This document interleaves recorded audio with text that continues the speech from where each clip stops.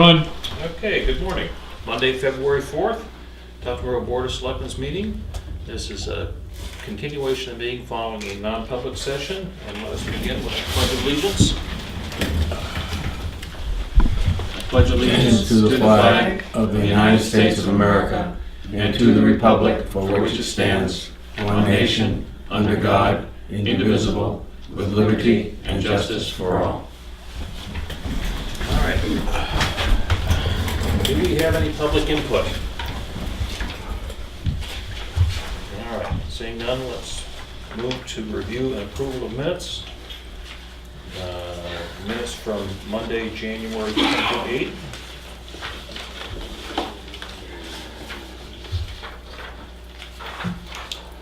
Public minutes? Yes. I make a motion that we approve them as drafted. I second. All right. All those in favor? Aye. Aye, opposed? We have two sets of non-public minutes for January 28th. The 8:30 a.m. minutes. I have no changes. All right. Do you want to do both of them at the same time? Or- I think we have to approve them separately. Okay, on the 8:30 a.m. meeting, Yeah, I'll make a motion to approve that. all right. And, a second? All those in favor? Aye. All right. And I think we can unseal those. Yeah, I'll make a motion that we unseal those minutes. Second. All those in favor? Aye. All right. And the 9:10 a.m. non-public minutes. I have no changes. I'll make a motion that we accept the minutes as drafted. Second. All those in favor? Aye. Opposed? Okay, and those will remain sealed. Friday, February 1st. Selectmen's work session. I have no changes. I'll make a motion that we approve them as drafted. Second. All in favor? Aye. Aye. Opposed? Okay. We're zipping right along. Morning, Steve. How are you? Good. All right. So the first appointment we have is at 9:10.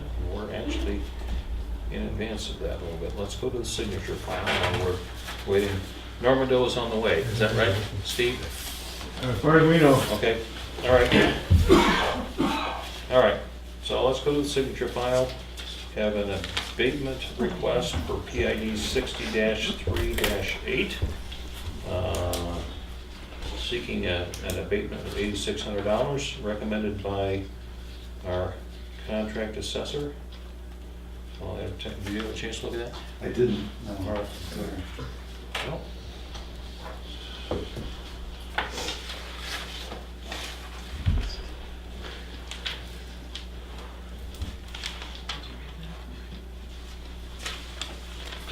So this is a reduction in salary. Yes. Okay. I'll make a motion that we sign the abatement. Second. All those in favor? Aye. Aye. Opposed?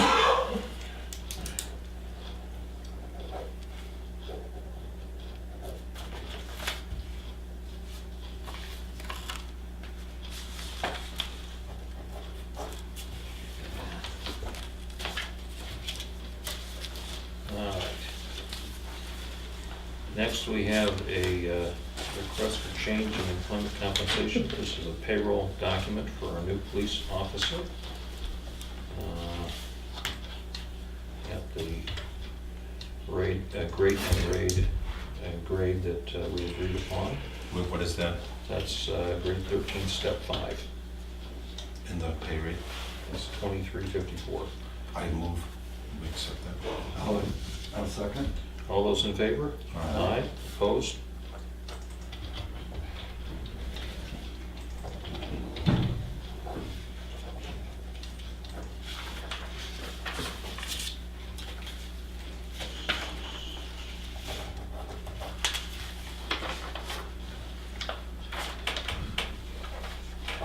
Next, we have a letter of commitment to the Lakes Region Planning Commission for the Household Hazardous Product Collection Program.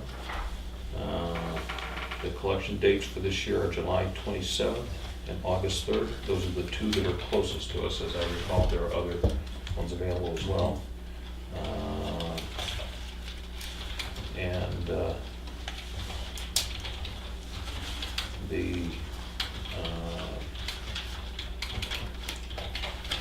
it's at a total cost this year of $4,119. And Clay indicates that it's slightly more than he budgeted, but he'll find the extra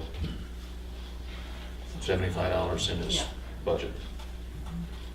So looks like we need one signature on this, I think, yeah. I second that, and under comments, the citizens of Tuftonboro can still go to Wolfboro, and they just pay. Yeah, right, yep, So it's a win-win for everybody.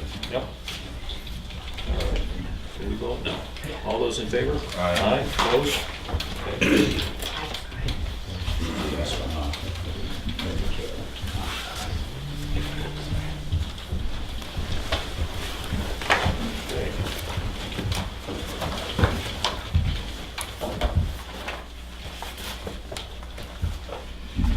Gentlemen, good morning. Welcome. Thank you. Hopefully you didn't have a bad ride coming up. Yeah. One wrong turn, which Couple is of why senior we're... concerts like. No, you're not late. We're actually running ahead, which is very unusual for us, but we count our blessings when we can find them. Come on down. Come on down, guys. I'm Lloyd Wood. Hi. Harry Stewart. Come on. Gentlemen, welcome back. Morning. Morning, morning.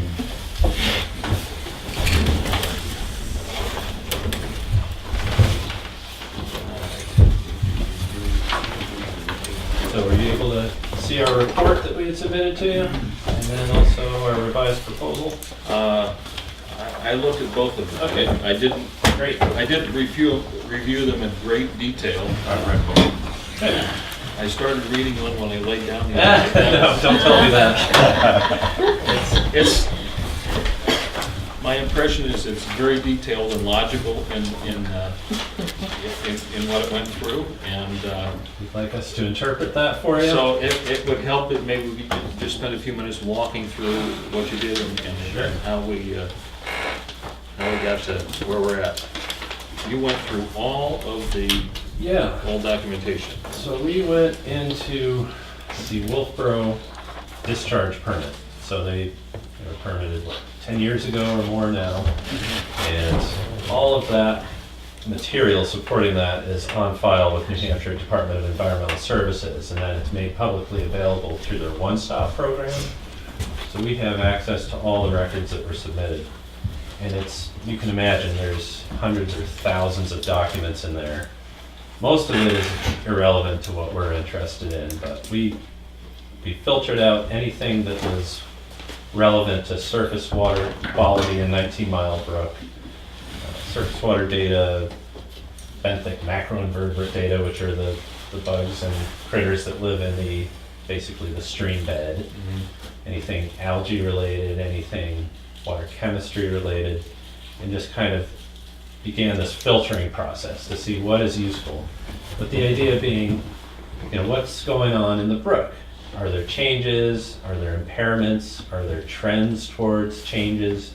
And is there anything meaningful that we can pull out of all of this data that you guys would be interested in? And that's the summary of the report here. So it's really focused on in-stream water chemistry, and then some of the in-stream benthic macroinvertebrate work that was done there, and a little bit of the algae and some of the other supporting data. But this is, so do you have copies of the report? We have one copy. Okay, I have one here if you want to make a copy. Should we make 1, 2, 3 copies of this? Yeah, sure. Thank you. Mhm. You've got one, Harry. Yeah, I just... Okay. What's this? Another copy of that. So you all know the background of, obviously, the treatment discharge there and the issues that they had right up front. I mean, this was a little bit eye-opening to me because I've not read the history until now, and just realizing that they cannot operate under the terms of their permit. Right. That at the design rate of 600,000 gallons per day discharge, it basically fails. And they're at a reduced operating condition now. And it failed at, well, less than 600,000, I believe, right? They never got to that level, No. if I remember correctly. I mean, they went online back in 2009,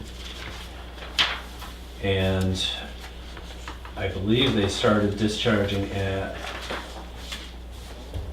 capacity. I think it was at 600,000 gallons per day, and within a couple of weeks had the first breakout. So these natural seep areas that they had down slope of the discharge suddenly had breakout, and they were getting a significant increase in flow coming out of those. So the treatment system was designed to infiltrate into the soil and then gradually make its way into the brook, but it was short-circuiting that and finding preferential pathways out through these natural seep areas. So they backed off to something on Which, the order. and my understanding is because the geology in that area was different than what they thought it was. That's probably Right. right. Right, 'cause I'm not a studies geologist, have but been my- done by the other- My idea is, if you have this big area and it's just sand goes down for a long way, and you put stuff into it, that it will seep down through the sand and keep seeping down and down and down. But in that sand pile, for lack of a more technical term, there were some impervious areas, clay or whatever. That's right. So as soon as it's going down through this sand pile, it's supposed to percolate through the soil. It hits the clay, runs on the surface of the clay right out the side of the hill, right? That's exactly what we right. had The our- theory originally was that the wastewater would percolate straight down, and it hit some form of an impervious layer, like a silt or a clay, and, kind of shot out to the side towards the brook, which is the natural trend for the groundwater. Well, and it's not gonna, I mean, I've got a fundamental problem with the precept that you can pump what effectively is a 1-inch rain event onto that property every week and have that sand or gravel absorb all that water without any sort of impact. I mean, it's just, Well, I'm sure their initial study said that it could absorb that and then some. Otherwise, it wouldn't have ever been selected as a site. But I think it was mischaracterized. And one of the fixes that I've seen is that they want to excavate that material and put in basically sand or engineered material to function properly. build a leach field. Yes, and for lack of a better word, yes. Yeah. There was a memo that the town of Wolfboro drafted from a meeting with DES that has a lot of this information in it. And it was basically their meeting to figure out how to fix this problem after they were hit with the administrative order by consent. Yeah. And they've got all number of solutions in there that are totally divergent from the original permit requirements. And they're talking about, having infiltration areas ahead of the slope and all these other solutions that I'm like, oh, that you're running are off not the what they were next one. permitted to do.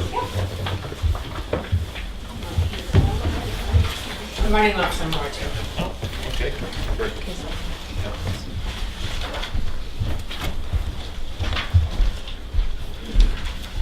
So this is our summary report. Gives a little background on some of the things we're talking about now in terms of the plant, the operations, the issues that we're seeing. And then preceding this discharge being brought online, we did our baseline study back in 2008. So basically the before condition. And then we combed through all of the data and looked for anything that might be meaningful. There's a number of stations throughout the study area where they've taken samples, surface water samples, benthic samples. And most of them are kind of in the vicinity of the discharge. There's a table in here summarizing each of the sample points that are shown in the file and that we looked at. Some of these have a long data record, so they've got 10 years of frequent sampling. Some of them are sporadic and they're not real meaningful on their own. But we tried to summarize what was available as best we could. There's some figures in here that are showing trend lines over time. So between when they started sampling in the brook in 2007 and 2015, I believe was the most recent data that we have. 2017 for a few of these. But what we're looking at, from our perspective, the things that you want to look at are nutrients. So this is a wastewater discharge. The thing that can impact the brook the most are nutrients, primarily phosphorus, to a lesser extent nitrogen. So phosphorus can have an effect in stream at very low concentrations. And there's not a state surface water quality standard for phosphorus, but there's EPA recommendations for states that don't have a state standard, and that's 0.01 milligrams per liter, or 10 parts per billion. I have a question. Yeah, I understand that for phosphorus and nitrate, there's no surface water standards right. in New Hampshire. Are there standards for below ground level? For groundwater standards, For nitrates, there are. for nitrates, but not for total It's phosphorus. 10 milligrams per liter for nitrate. Well, .01 is virtually none. It's very low. And the stream is very sensitive to phosphorus, so you'll get things like algae blooms with any excess concentration of phosphorus. So that's the first thing we looked at. We don't see a big phosphorus issue here. It's the trend line over time is Other than somewhat down. 2009 when they Well, actually were operating. They got the big spike. there are hits there, and particularly near the discharge in the main stem of the brook, we don't see a whole lot. I mean, you do see exceedances of 0.01, but we see that. Upstream too. Yeah, we see that upstream of the discharge too, so in the background station. So there's a lot of just natural variability to that.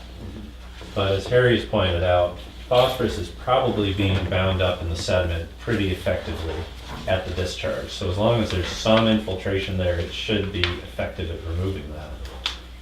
And it's being discharged from the plant at a low concentration too, because they're operating at below design standards.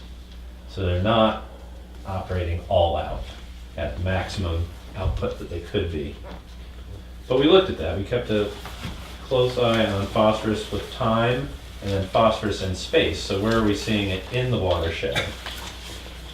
The point with phosphorus is that it tends to get sucked up into the soils. It absorbs the soils, and so, in general. And so the nitrates, which Joe will talk about, the fluorides tend to move through the groundwater more readily. And so the point that this, upstream and downstream, the conclusions with regard to phosphorus aren't definitive, doesn't mean there's no impacts to the stream. It's not surprising to see that with the other parameters. Sure, no, we're not. Well, at some point, the phosphorus continues to get filtered out by the media that is running through, but at some point, the capacity to pull the phosphorus out has got to be diminished, In the right? long term. Right. In the And very so, long term. Potentially. Once you're saturated with whatever it is that you get saturated with, then what happens to that particular item? I mean, if the Yeah, area, then if the there is- capacity to pull the phosphorus out is reached, all right, then it just gets passed along Right. down the stream. They're asking if it'll be at a saturation point and then start passing it on. Right. I don't have the answer to that. Yeah, and that's there, it doesn't speak to So- the breakouts. I mean, Right. breakouts, any breakout, you could see spikes of Sure. phosphorus for sure. And you guys did a initial survey in 2008. And did you go all the way down to the We went up, outlet? yes, 19 right down to the mouth. And these tests that Wolfboro's done are basically just up there on the hill. They don't- have, They don't do any testing downstream. I believe 19 Mile Brook Station, so Station 4 is at the head of Whitten Pond. Right. And then there's stations 4, 5, 6 are below that. So they do have sampling stations below the pond as well. I don't think they have to do any of that under their current permit though. And they're more focused on Whitten Pond and the watershed above that. And the permit requirement now, as it's written, is that they only have to sample down to that Station 4, which is right at the mouth of Whitten Pond. And they're also doing a lot of testing above and beyond what the permit's required, just because they need to know if they're having failures or if the system is not working correctly. So they're sampling a lot, and it is, as you say, focused around there. But we're seeing diminished effects as you go downstream. I mean, it really is more prominent higher up in the headwater area. But that's with their limited discharge that they Yes. accomplished. I mean, once they crank it up. And I'm not certain that their permit's valid. I mean, did we participate in the permit process? Or Yes. The new permit? We didn't make any comments, but we did review the permit. So we were put on notice? Yeah, I don't know if we were put on notice. Because it's in Tuftonboro. We as an entity weren't abutters. But But we're not a Dave Ford kept us informed, and we toured their proposals and what they wanted to do. Yeah. I just don't see us as abutters if they're gonna have this piece of property. They didn't take the piece of property from Tuftonboro and make it part of Wolfboro. It's still- You could argue that the original environmental analysis they did not notice the proper number of people, Right.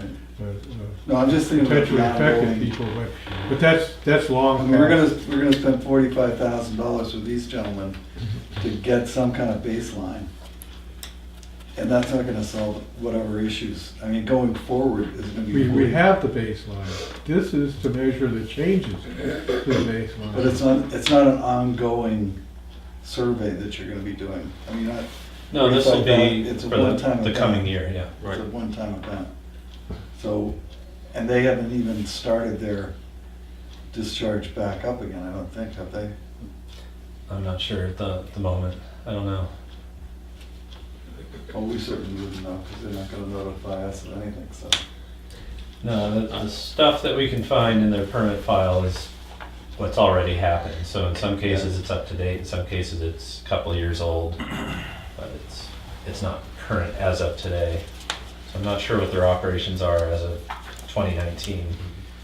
I'm just looking forward to if you guys end up doing a survey this year and getting a firmer baseline, if you will. What's the expense going forward and why is it that the town of Tuftonboro needs to accommodate that expense when it's not our sewerage? I mean, that's where I'm thinking.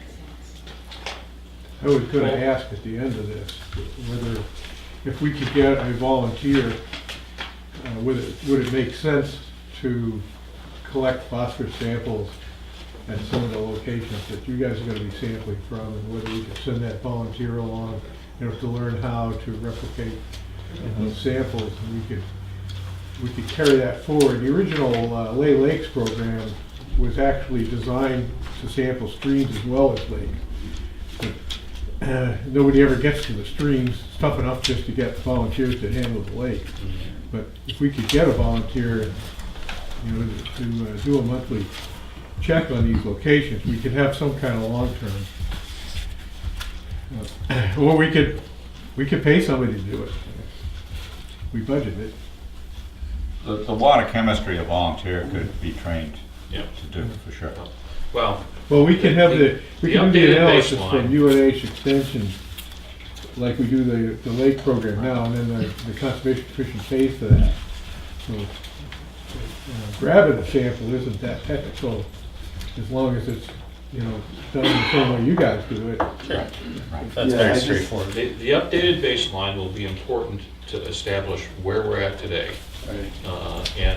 But as important is figuring out how we keep our thumb on this going forward. So I like your idea, Steve, of having a protocol set up and having people, whether it be volunteers, which would be ideal, but, we have trouble getting volunteers to do stuff.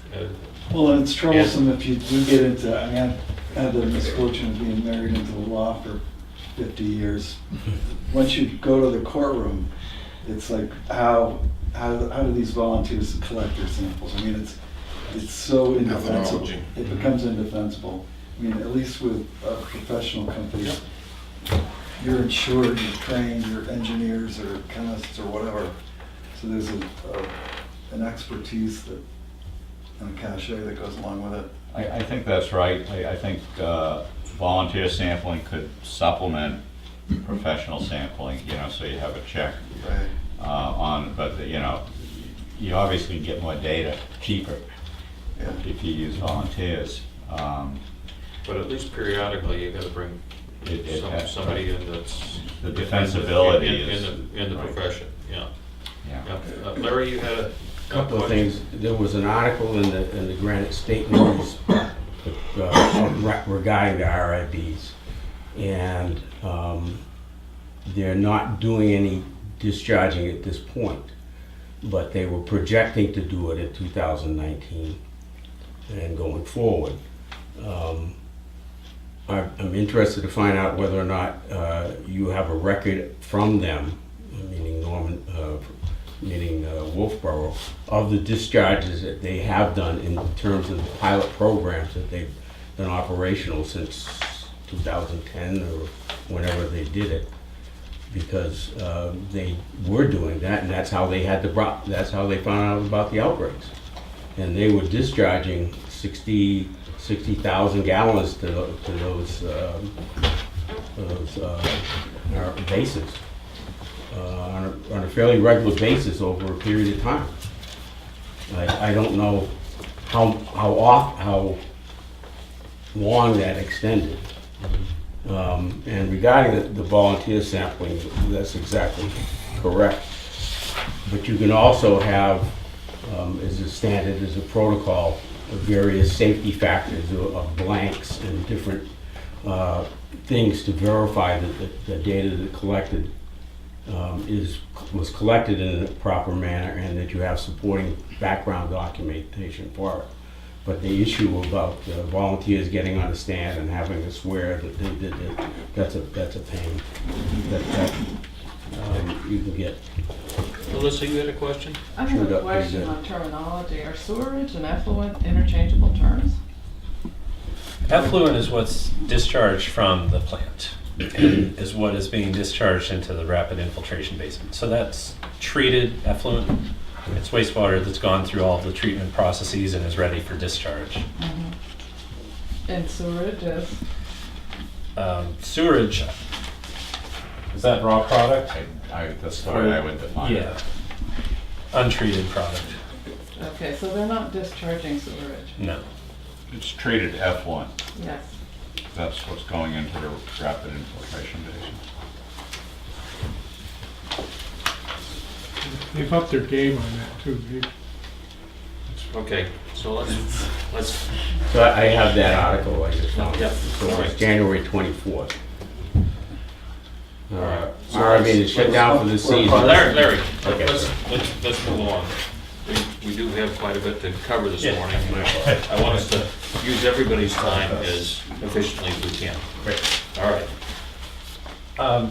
Well, kind of along those lines though, of taking supplementary samples, we also propose to do continuous monitoring, which is something that's not been done here. And we would use connectivity as kind of a surrogate for overall water quality, but more specifically for chloride. And so we'll actually set out continuous measuring probes at few places in the watershed.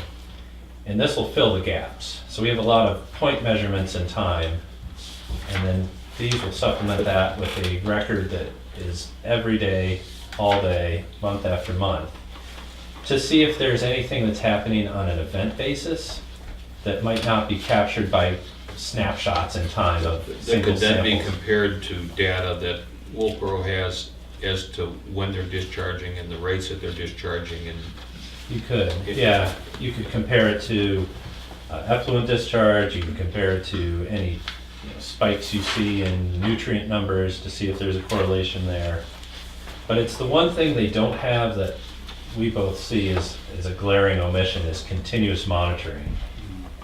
You know, and connectivity is the minimum. You could measure for any number of parameters on top of that. Well, back up a little bit, you kind of skipped through nitrogen and. Yeah, well, I just wanted to say that they're talking about taking additional phosphorus Yeah. samples. And I think there's a ton of Okay. phosphorus data that's out there, and we should continue to collect that. But that the missing piece is some sort of continuous monitoring.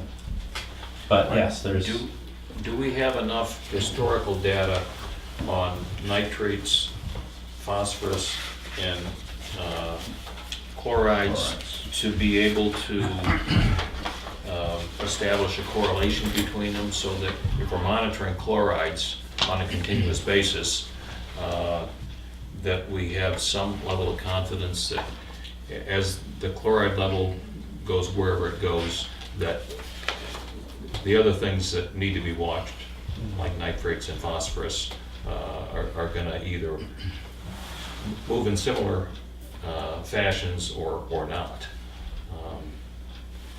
at this point, I'm not sure if we would find a direct correlation. And they probably are not directly correlated, but I think they're informative. And if we see event-based high connectivity, and we can say that that's associated with some other condition that's in the watershed, then we could use that to predict, or at least to start looking for other things that might be correlated with that, like phosphorus or nitrogen, which we would want to know more information about. Sure. There's more likely to be a correlation between chlorides and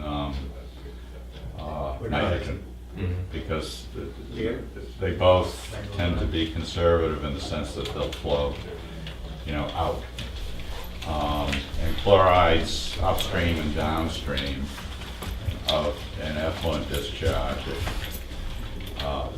it's going to tend to be a pretty good indicator of whether there's an effect on the stream.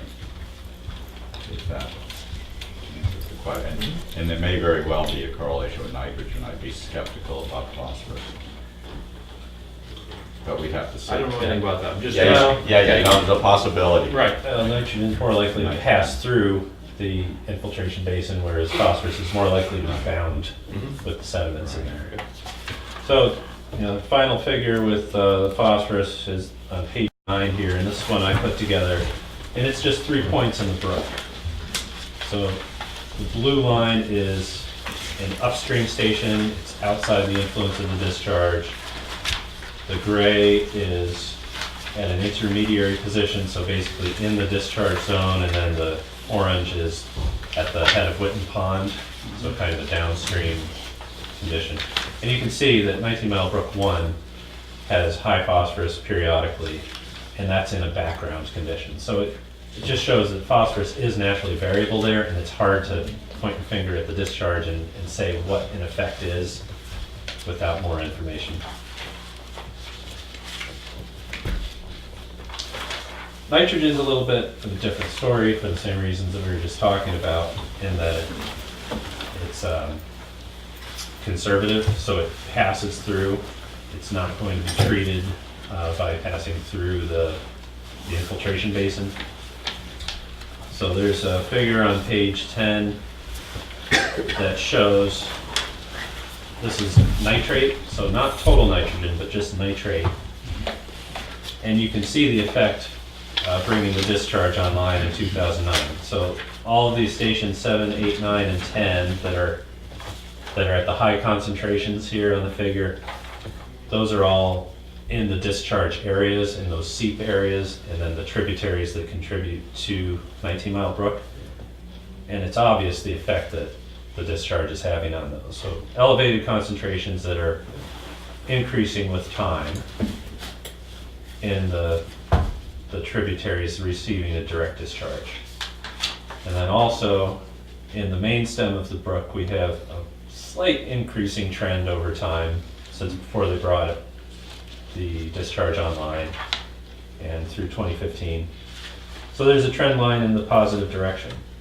And again, number one is upstream, is that right? Yes. So That is that's relatively flat, but maybe increasing a little itself. But most of the increase that we're seeing downstream is coming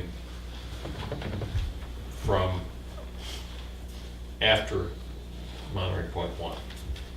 Yes. The majority of it is, So it's yes. coming from someplace other than upstream of the brook. That seems likely. I mean, unless they were coming from one of the tributaries and it's coincidental, but it is somewhat correlated with the discharge, and more than somewhat, really.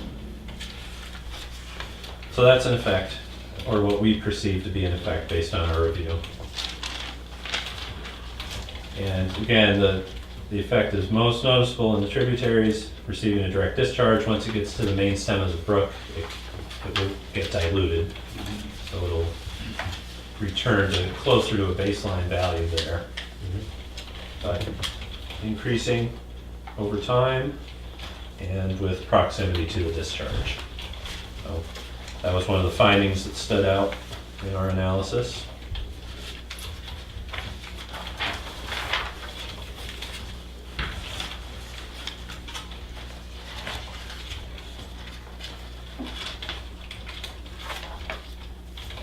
So that's nitrate. Nitrate is a nutrient that's something that we look for in freshwater systems, but it's not quite as influential as phosphorus is, but it's a good indicator. And as we said, it does not get uptaken typically through a treatment or through a infiltration treatment. So that's not much else to say about that. Chloride kind of goes hand in hand with nitrate. It's page 13 here. And you can see once the discharge is brought online, we've got a significant increase in chloride in stations 7, 8, 9, and 10, which are the tributaries receiving direct discharge from the infiltration basin. And again, there's an increasing trend in time at those stations as well as in the main stem of the brook. And station 4, which is on page 14, so these figures were taken right from the Wolfboro document from their meeting with DES. But station 4 here, I mean, it's pretty obvious that it is at a background condition from before the discharge was brought online back in 2007 through 2009, at a concentration of around 5 milligrams per liter, and then it jumps up after the treatment plan is brought online to several times higher than that, which it has maintained through 2014 in this case, even as the discharge has been adjusted flow-wise, over time as they've backed off on the flow coming through there. So that's, again, another effect that we see, pattern of interest to us in our analysis.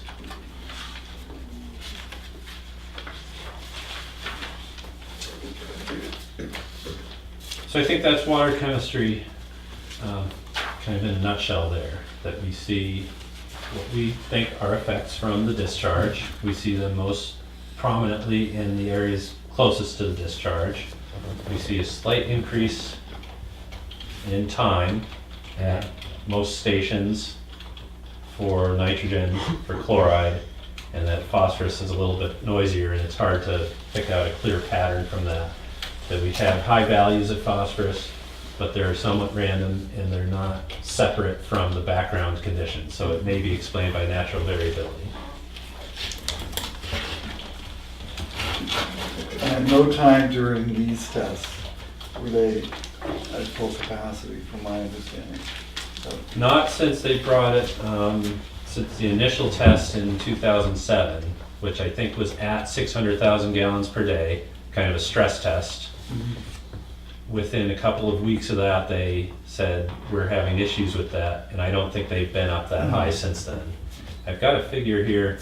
This is flow with time from the rapid infiltration basin. That's not in the report, but that's just some other materials that I have. Do we have a copy of that? This is from, I can get you a copy, this is from the Wolfboro meeting minutes from their meeting with New Hampshire DES back in 2015, which was a review of the discharge. Yeah.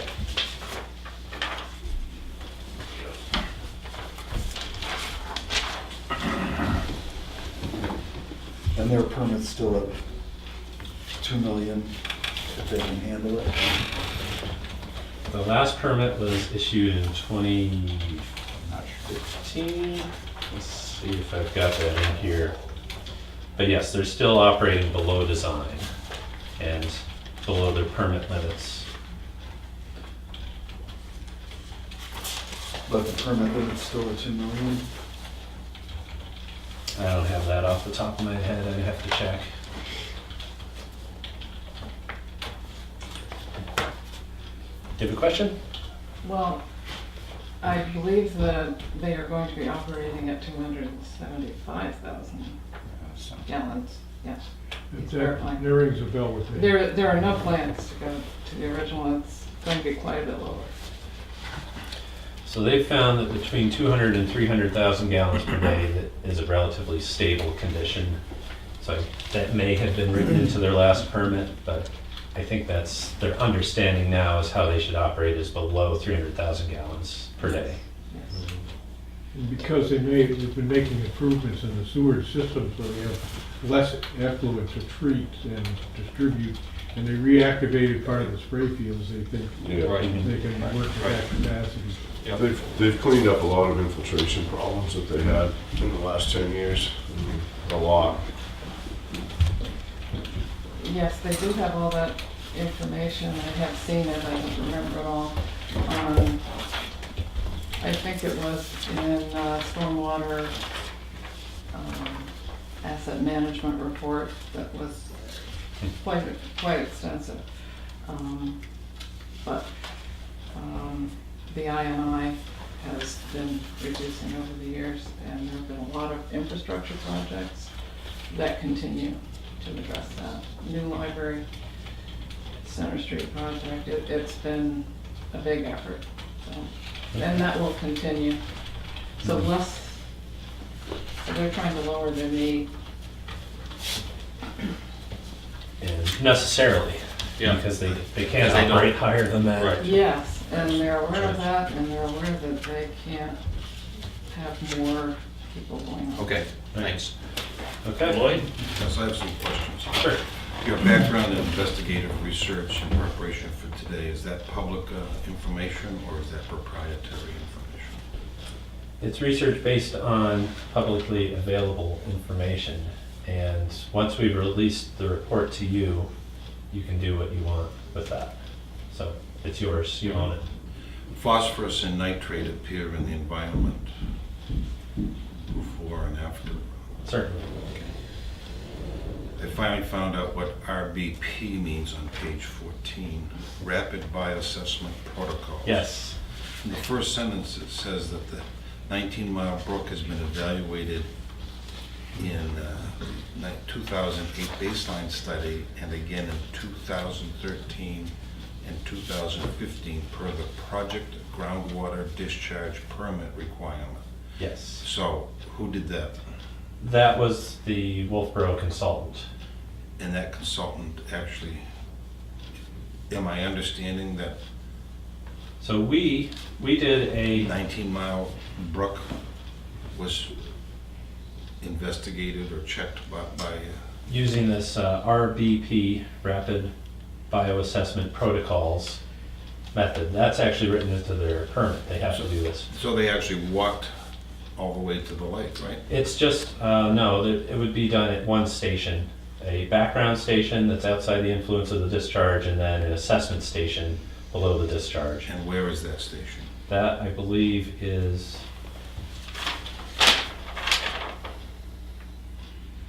Station 21A, which is next to Station 21, which is just above Witten Pond. Okay, so nothing below the road? No.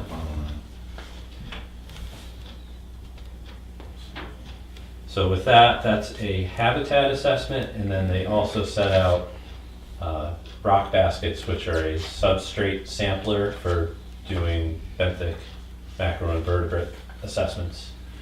Yeah. Refresh my memory. Phosphorus is naturally entering our environment.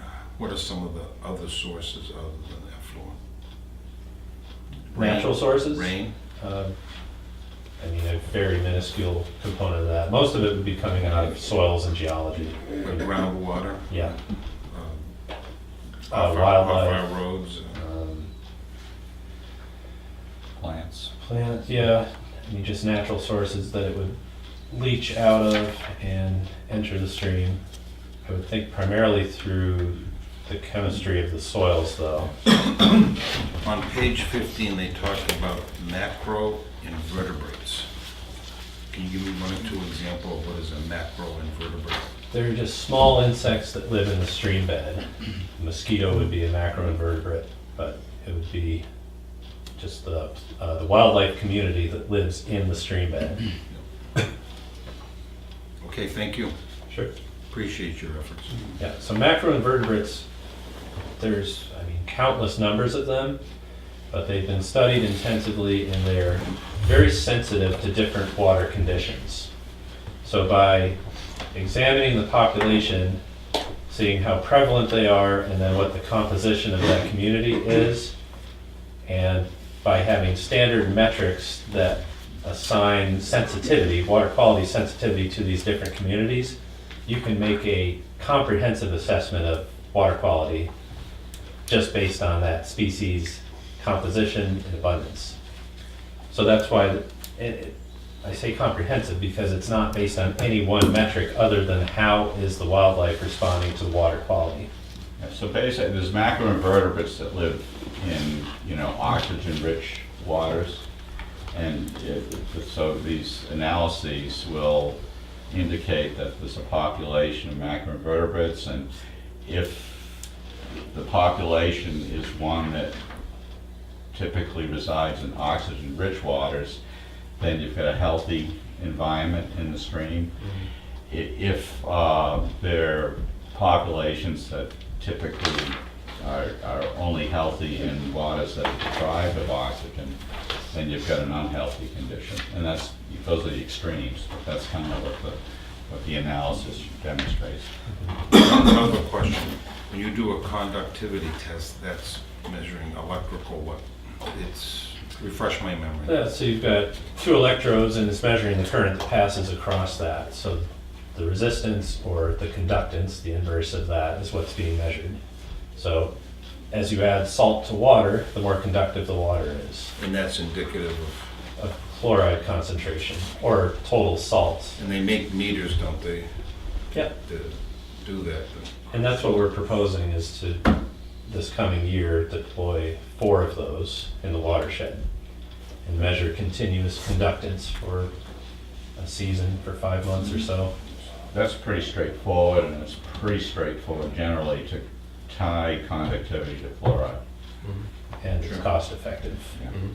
So we're talking chloride, nitrate, and phosphorus when we boil it down. That's what we'll sample for. Water chemistry, yeah. Yeah. And macroinvertebrates is the other variable. Has answered my questions. And that's a good segue, because we just talked about chemistry, and then the next section that we looked at was the benthic macroinvertebrates. So we had our 2008 baseline study, and that used a method that we call a multi-habitat sample. So we use a net, we go out to a station, and we sample across the stream in that area. So it's kind of a good overall condition. That is in contrast to these rock baskets that are also used to make a determination of benthic macroinvertebrates, which are what are required by DES and in the permit. So you can't compare the two data sources, apples to apples. They're both indicative, but they're not good for direct comparison. So we think it would be useful to do another multi-habitat survey, 11 years later now, which would be a better direct comparison to the before and after condition than comparing our KickNet multi-habitat survey to a rock basket survey that was done by their consultant, Wolfborough's consultant. But the data coming out of both of those surveys, and ours in 2008 and then Wolfborough's in 2013 and 2015, they've got what I would call conflicting data, or at least conflicting analyses. And we looked at it, there's any number of metrics that you can test from the macroinvertebrate data, and it's somewhat labor intensive, so we didn't go through with all of that. It wasn't built into our budget or our scope of work, but we did look at one metric just to say, of these, which would be most useful. And it's this habitat value score. And, skip ahead. It's actually an index, yeah. And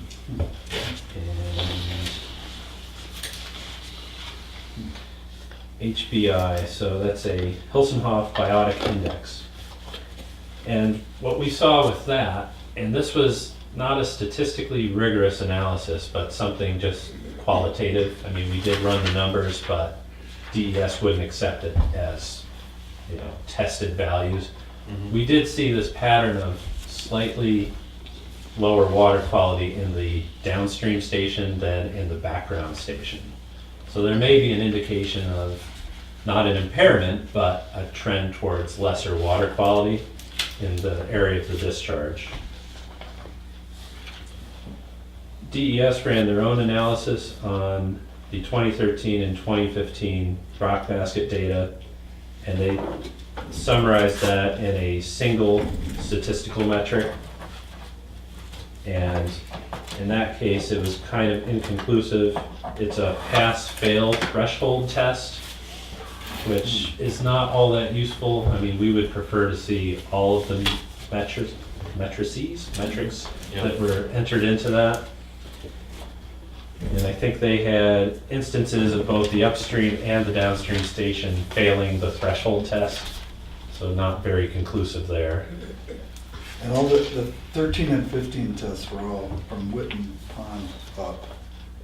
From, I mean, yes. Your Yeah. initial testing was all the way to the mouth of the brook. Correct. Okay. And that's our intention now, Yes. is to do it the same as we did Mhm. back then.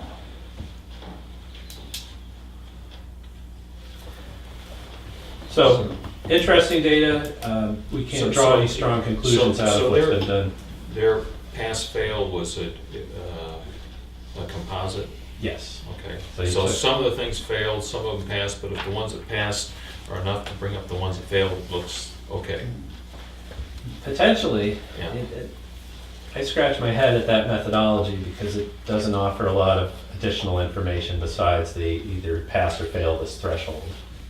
It doesn't offer a lot of interpretation of results, but that's all that was available. And I've got that also in this Wolfboro meeting minutes report here.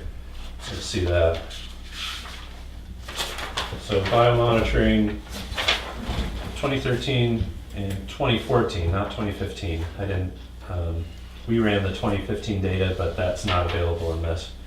So they had a pass in the upstream station in 2013, a fail in the downstream station, and then in 2014, both the upstream and downstream had a fail condition. So, Hard to draw. but the devil conclusions is in the from that. details, Yes, right? I believe so. Yeah. So, as is always the case, it's, you gotta peel the layers of the onion back to understand what's there. And we would do that if we redid the KickNet surveys at 4 stations as we did in 2008. We would run all the same tests that we had back then, so we can make a direct comparison to changes over time and then changes in the watershed. So are there effects below the discharge versus upstream of the discharge, and then are there changes at each station with time over 11 years?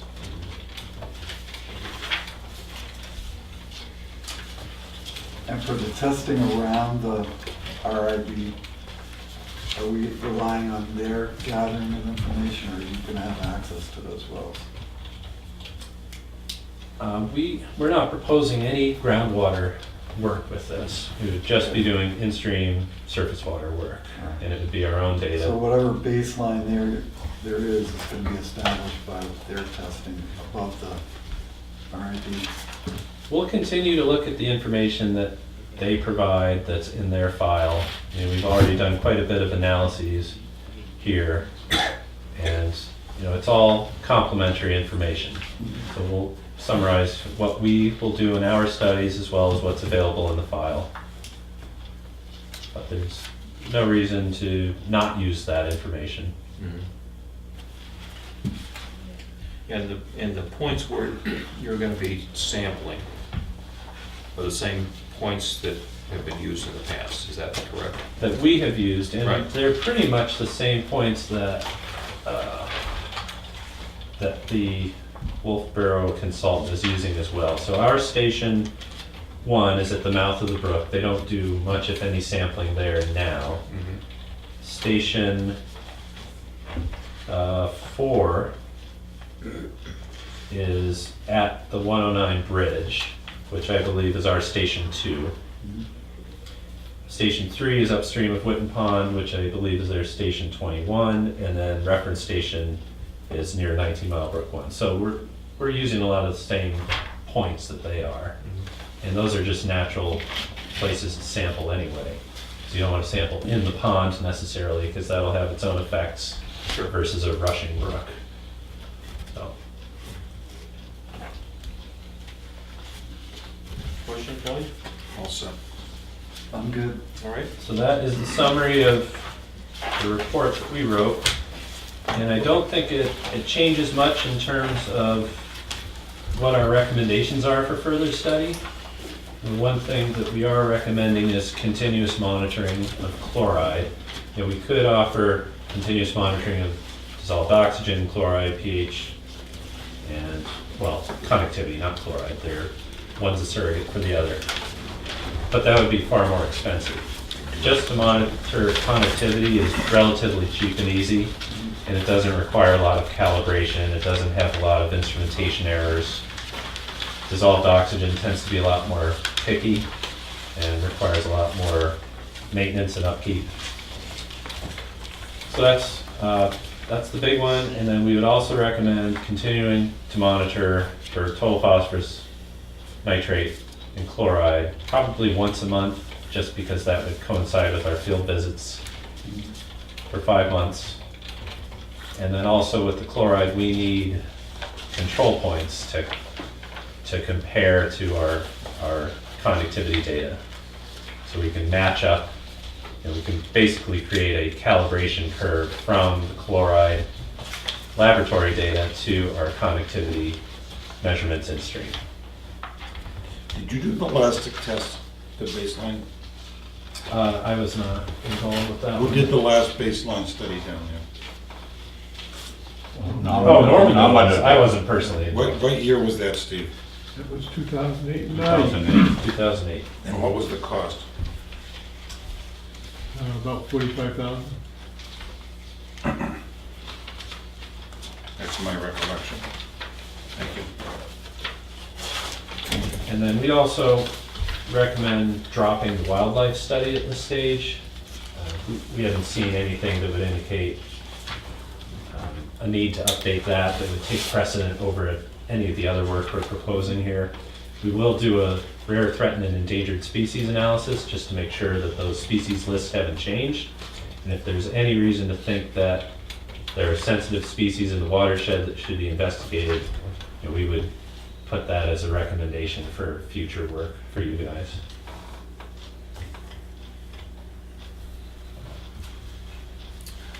Okay, so what we're looking at here is going to the bottom line, Yep. which is where we always have to end up. Of course.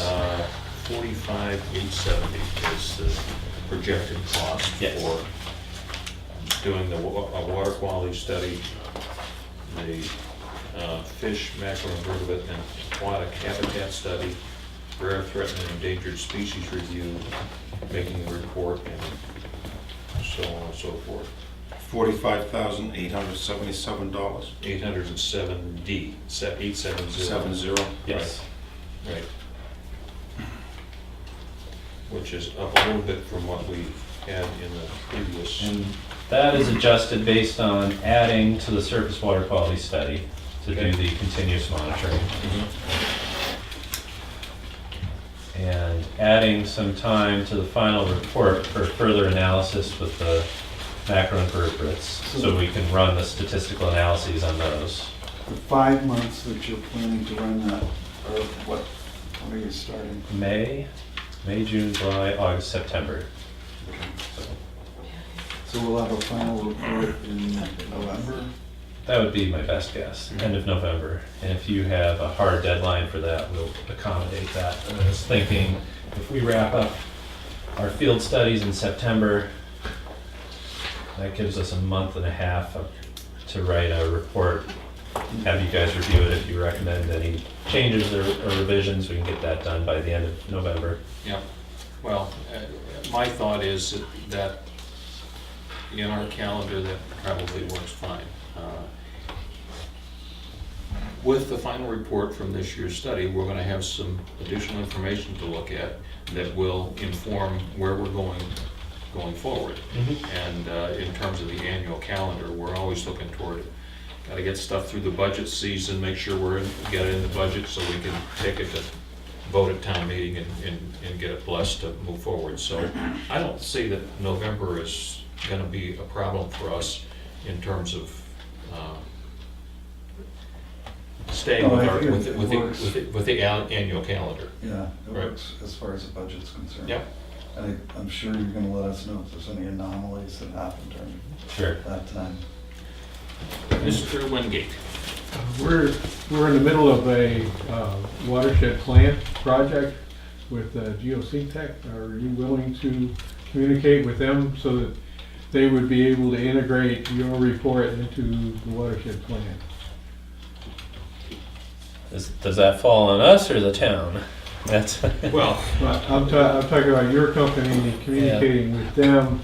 I don't know what needs to go between, but it would be very important to get this report Well, incorporated into that right, plan. and I guess my view is, as a town, we can certainly be the intermediary to getting the information to them. If we know, I mean, the whole report is available, will be available. Yeah. If there are pieces along the way that will be helpful to incorporate, I think we can facilitate that. And they don't, What I don't want to do is build additional work into Normando's project in terms of No, I don't want to do that either. keeping a third party informed of what's going on, so. I'm only thinking about. We're happy to talk to GeoSyntech and, let them know what we're doing at a scientific level, That's what I'm talking Yeah. about. They will need to do the work. I want to ensure that they have the opportunity to do the work correctly. Because I think this may well be our focal point for what moves forward, and things that need to be done for the plan. There may be a lot of things here versus other places in town. I think the importance of 19 Mile Brook is going to be a little higher than other places because of the RIV effect, because of where the town beach is located, because of all the other activity that happens in 19 Mile Bay. It's going to be a high visible point. We need to do it right. I think as we conclude studies, if we have results that come out of that are eye-opening, we would share that with you rather than just waiting till Right. the end for the Right. final report. But I think from their end, they would just reference this report in their recommendations, but I don't know how much it would be directly integrated. I mean, until it's produced and finalized. Maybe next year we'll talk about integrating those two things, Yep. but I don't think we can throw Normdo under the bus for additional work when they've already priced out their Yeah. contract. We'd have to revisit the budget. Yep. Okay. I'll make a motion, we sign that contract with Normdo. Well, it has to go to town meeting. I mean, We have to fund it. huh? Yes, yep, so maybe what we want to do is make a motion to accept the proposal, and assuming that it's accepted as part of the body of work at town meeting, and we'll go forward and get you a signed contract probably third week in March. Is that sufficient to get mobilized to start doing the monitoring in May? Yes. Okay. Yes, because all of the studies will take place May and later. If we were doing a wildlife study, that might happen sooner, but that's a non-issue here, so I think that would be fine. All right, I don't, I mean, I'd be happy to go forward today, but we don't have the money set aside at this point to do that, and so Okay. when we get to the articles later, we'll need to adjust that article to include this, all right? Did we explain it Any final clearly? questions for these gentlemen before they tack up? Larry? You also did a flow study back 2009 as part of Yes. Do you think that you, based on what Wolfboro was generating in terms of their flow and stage data, did you have enough, or there's enough information there for loading some phosphorus and other pollutants to the 19-mile brook? Because that's one of the things that we want to get out of the watershed plan is Right. loadings. And to me, this would be. Well, we're not collecting flow data for this study, and you would need flow data to back out a load from a concentration. Now, I think they are collecting stage data, and they may be turning that into flow data as a permit condition, but that's not part of this study, calculating a load. Okay, But- but that flow data that was collected then indicated that at low flow times during the summer, late summer, that you could see a signal from their introducing effluent into the RBIs. Because If that's the Normando study, I yeah, I think that's what your Normando concluded, that at the up stations, you saw a signal. at times of low base flow. Mhm. I'd have to revisit that study, but I don't think it was a strong signal. If it It didn't was, show further down, but at the point of discharge of the RBIs and wherever that next station was for you guys, and I think also for them, you showed an increase. Theoretically, in this study, the chloride, the continuous conductivity monitoring, which is an indicator of chloride, would most likely be the place we would see a signal. Okay. And what's the term on their permit? How long does it last? I think it's a 5-year permit. 5 years? So it's been approved in I don't know where they 7/12. And I think they have a relatively recent one, 2015? I don't know. I'd have to check. I can't recall off the top of my head, but they're in the middle of a permit right now. Good. Great, all right. Thank you, gentlemen. Appreciate it. Travel Thanks for safe. coming in. Thanks so much. See you. I'm glad you guys know about this. Thank Just- you. I had a hard time I know. reading the report, so. It's very technical. Yep. As Harry said, this is a dense report, but I kept it as abbreviated as No, I and could. I. Don't forget your shoes.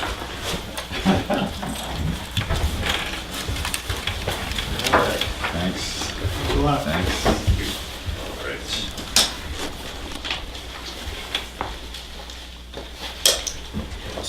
Mr. Gill and Mr. Wingate, come on down. Thank you. Have a good day. So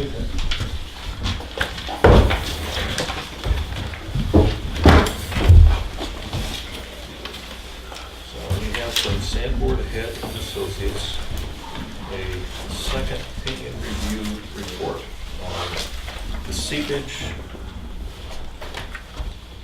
at the landfill, right?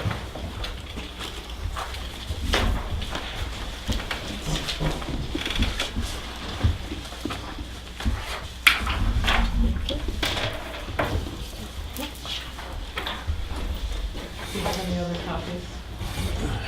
Good. One other copy. I have one for you. Is that it? Right, for now.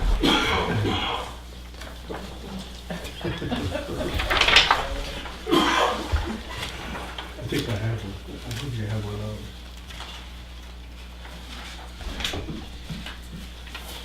Okay, Larry, the floor is yours. Okay, what you have, as far as the memo of the record, is my review of their second opinion. Right.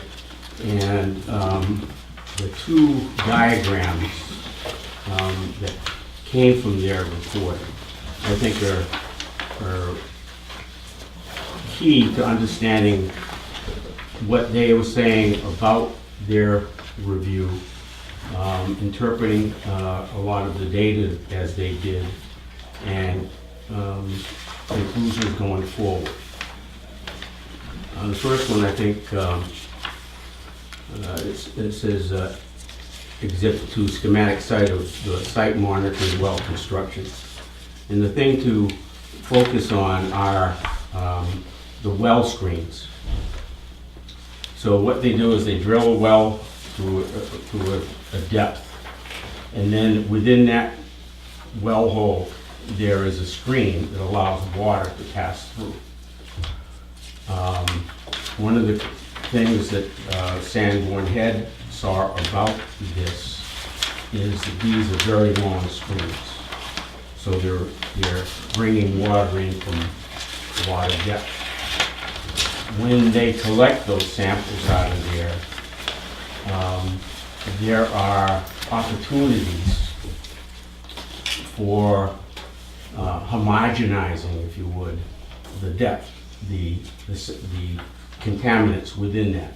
The contaminants, if you think of water and oil and some of those other chemicals, they have different densities. So they'll be fine. in So we don't know different at what depth a particular contaminant comes in at. If you got a casing that goes down a certain distance and then Correct. from there, it's open for Correct. some, let's see, MW6 looks like. That's the key. MW6 is the key. All right, so it gathers material from over a range of 100 and Yep, 125 feet. Is Yep. that right? yep. And if you, Yeah. right, and you see where well point 1 is. Well point 1, WP1, is at the seat. Okay. And so that one's 100. It's very shallow.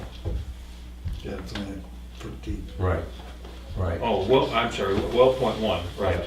All right, I was looking at MW1, which is, gathers over 100 feet. So Sanborn Head concludes from looking at the data that the majority of that plume is confined to that area. To the From- elevation of 730 feet. Right, and that's well, so, and then if you look at the next schematic, which looks at various levels of the landfill, MW6, and WP1, the seep, and the wetlands. And they show the groundwater contours. So what they're saying is, based on the information that they have, it does appear that the effluent plume that is coming out of that seep is confined to the upper layers of the aquifer.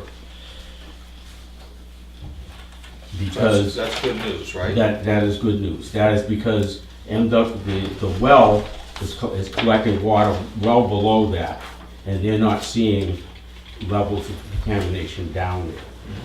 The caveats think of that, this is the plume. Somewhere outside of that plume of MW6, M6, you could have other contaminants coming, and there are additional seeps along that area. So they're sampling this seep, this well point right there. A little further along, you could have some, and there could be some. So it's not a clean bill of health, but based on the information that they have from Stantec and so forth, it appears that there is not a significant issue there. But they then go on to explain in considerable detail, the qualifiers that go into making that statement, but it does not appear to be. Yeah, this is another report that Yeah. I looked through, but it's Yeah. very Oh, technical, a lot of. There's a lot there.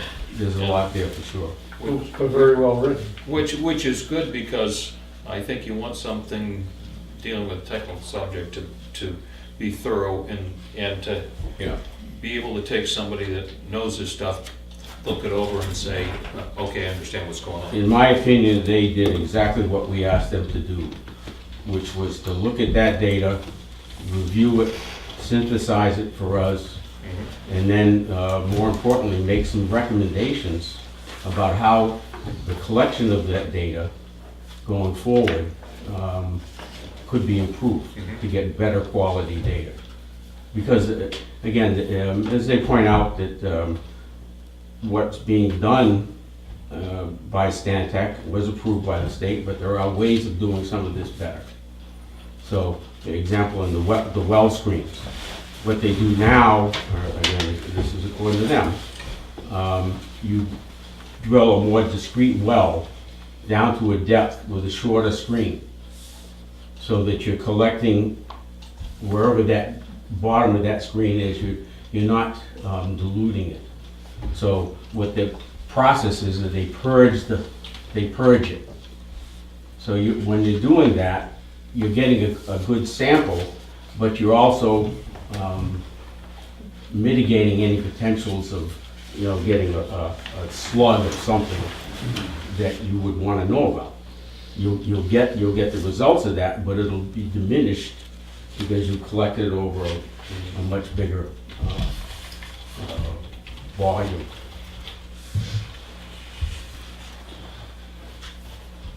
I know it's a plume, but do we have any report on the amount No, that's going out? no. That's one of the things that they talk about, getting better information about that plume. And as It seems like some of it is the process of drilling created some pollution. They're cleaning the septic tanks, because this is next to the old septic. Yeah. They looked at that information. We provided what we had in our files here, at least what I was able to locate. And I then alerted them to that. They then looked at the New Hampshire DES files on the same issues. And so they noted,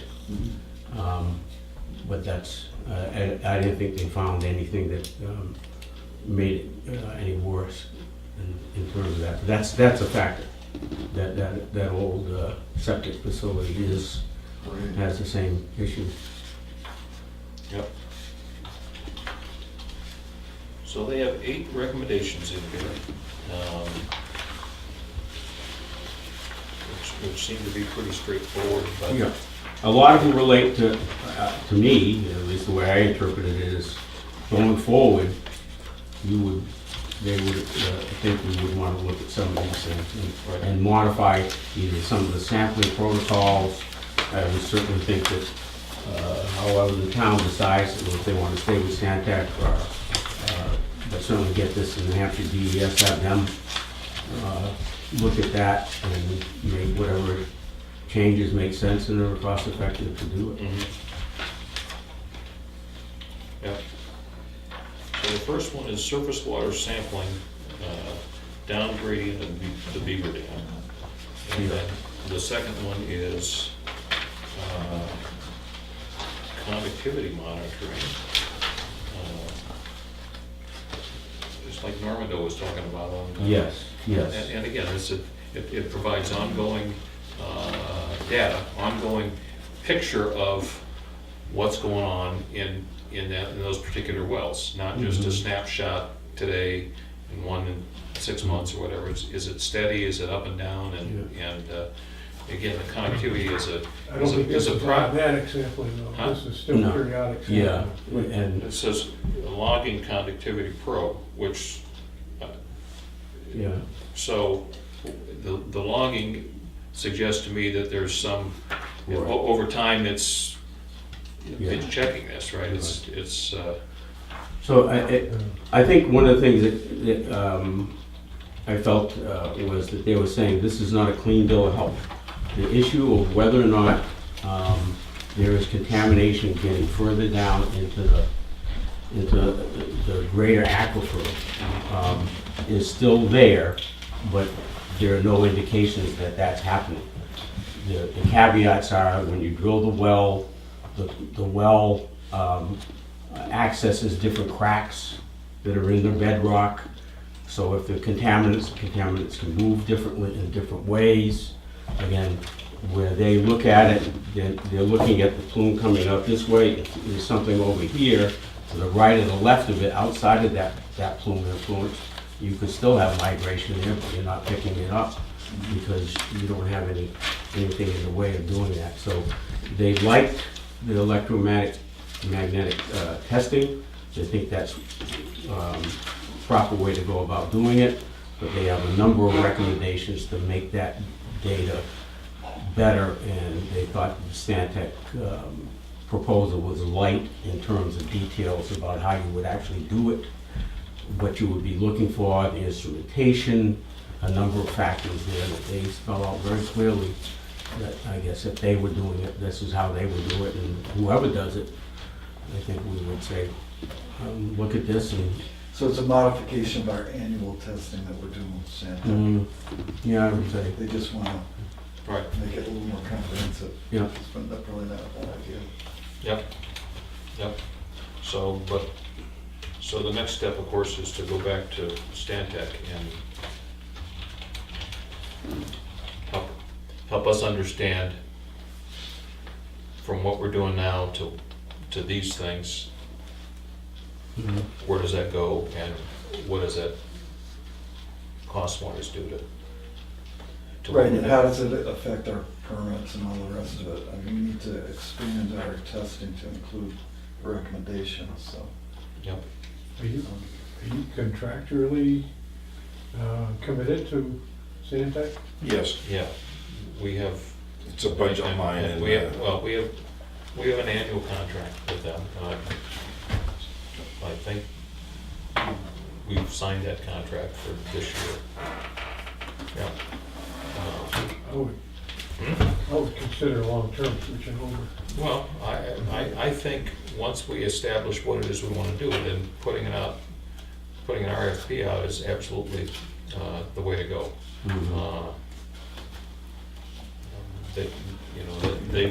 They have been, of course, doing this monitoring for us for a number of years. But again, that doesn't mean we keep going along those lines.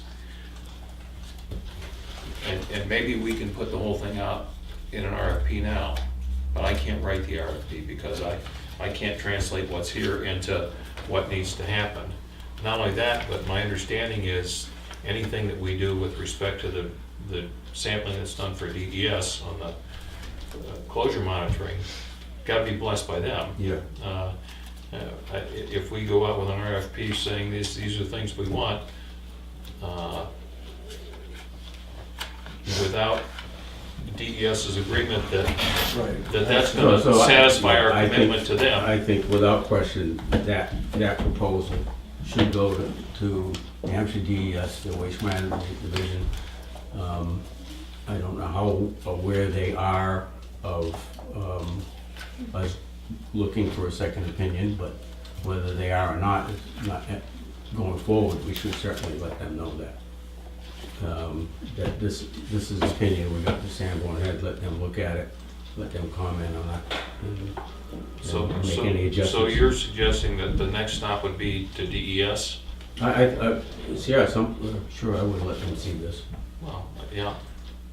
But if we're contracted with Santec, is that where? Yeah. Stantec is doing the I contract. think we need to share the information then. Yeah, Right. Tell them to absolutely. get it, I mean, we're not in a position to negotiate or talk to DES in any thorough way. I mean, that's what we hire professionals Right. for. But I guess I'm trying to think it through for me, going forward with this. Stantec, New Hampshire DES, gets access to this report. Yeah. Tell us what you think you can do. And they may change our testing protocol after seeing it, at Sure. which point the RFP is kind of written for itself. Right. Lloyd? As I understand it with this new information, it reaffirms that we aren't facing a 3-mile island up there where people or plants or habitat are in immediate danger, correct? There is no indication of that, no. And Based on what they have. Again, the caveats are that they don't, there's, And what we see is not, didn't just start happening this past year? no, Okay. no. All right. No, it's been there for a long time. now, where the seepage is, if someone steps in it or walks through it while they're hunting, we aren't dealing with a poisonous environment, correct? I wouldn't want to step in there. You wouldn't want to take a drink down there No. and see. No. I understand that. Do you understand what I'm asking? Well, yes, but in other words, I don't know body burdens of fish that are in there, animals that you would hunt, beaver, all those kind of things. What they're showing, we don't have any information about. Okay, all right, You answered my question. okay. Mrs. Vidham, welcome. Do you have any questions on this? How do I get a copy of Sanborn Head's report? Is that public? It is public, absolutely, and, there you go. Boy, that was quick. And with all of this stuff, Karen, we probably should get it available on the website. Sure. So Thank that, you. so that not only those that come to the meeting or come into the Yeah. town offices, but anybody that's looking for some bedtime reading. I mean, there's plenty of it there. And written by people that are far smarter than me, for sure. Will you be Oh, putting this- the Norman Doe Associates report online? That was that was my inclination, sure. Oh, both of Yeah, them? yes. Because that does relate to your warrant article. It does. Yeah, yeah. Probably attach it to the minutes in separately or something like that. I'm sorry. I'll probably attach it to the minutes as well as a separate thought if people, you know. wanna Yeah, comment. I don't know where on the website, but attaching stuff to the minutes is great, but Right, it has to be if something that- else. kind of fades, if you will. Yeah. Whereas if it's got its own little link someplace, then anybody, anytime that's interested in that particular issue can go download it and look at it.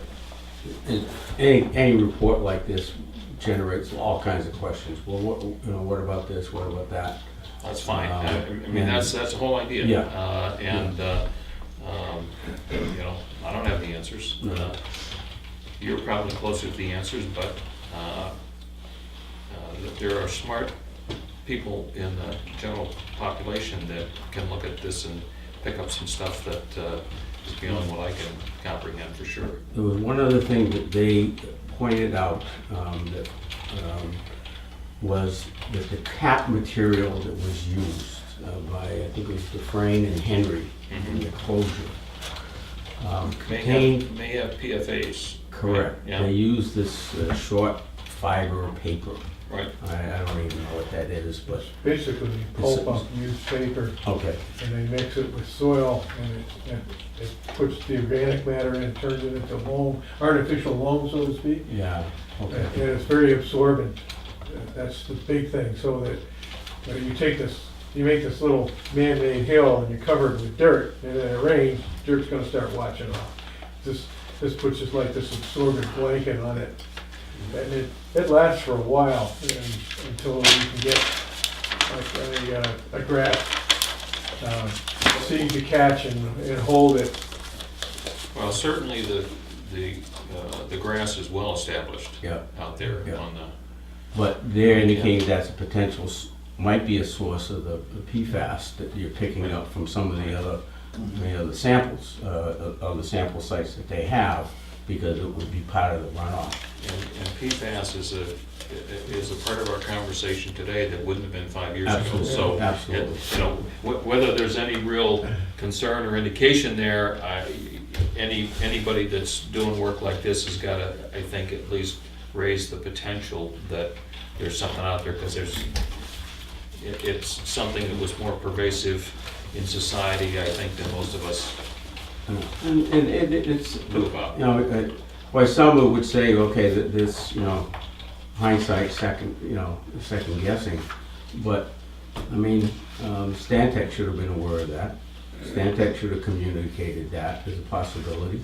I mean, I wasn't aware that short paved fiber has that potential, but I think they should have. I asked about the contractual relationship, because of this kind of issue.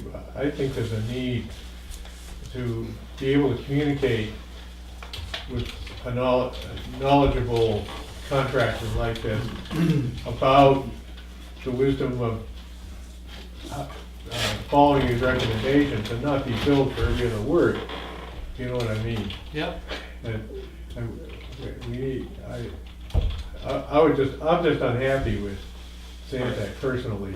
I don't feel like we can trust. Right. I will, I think I hear you.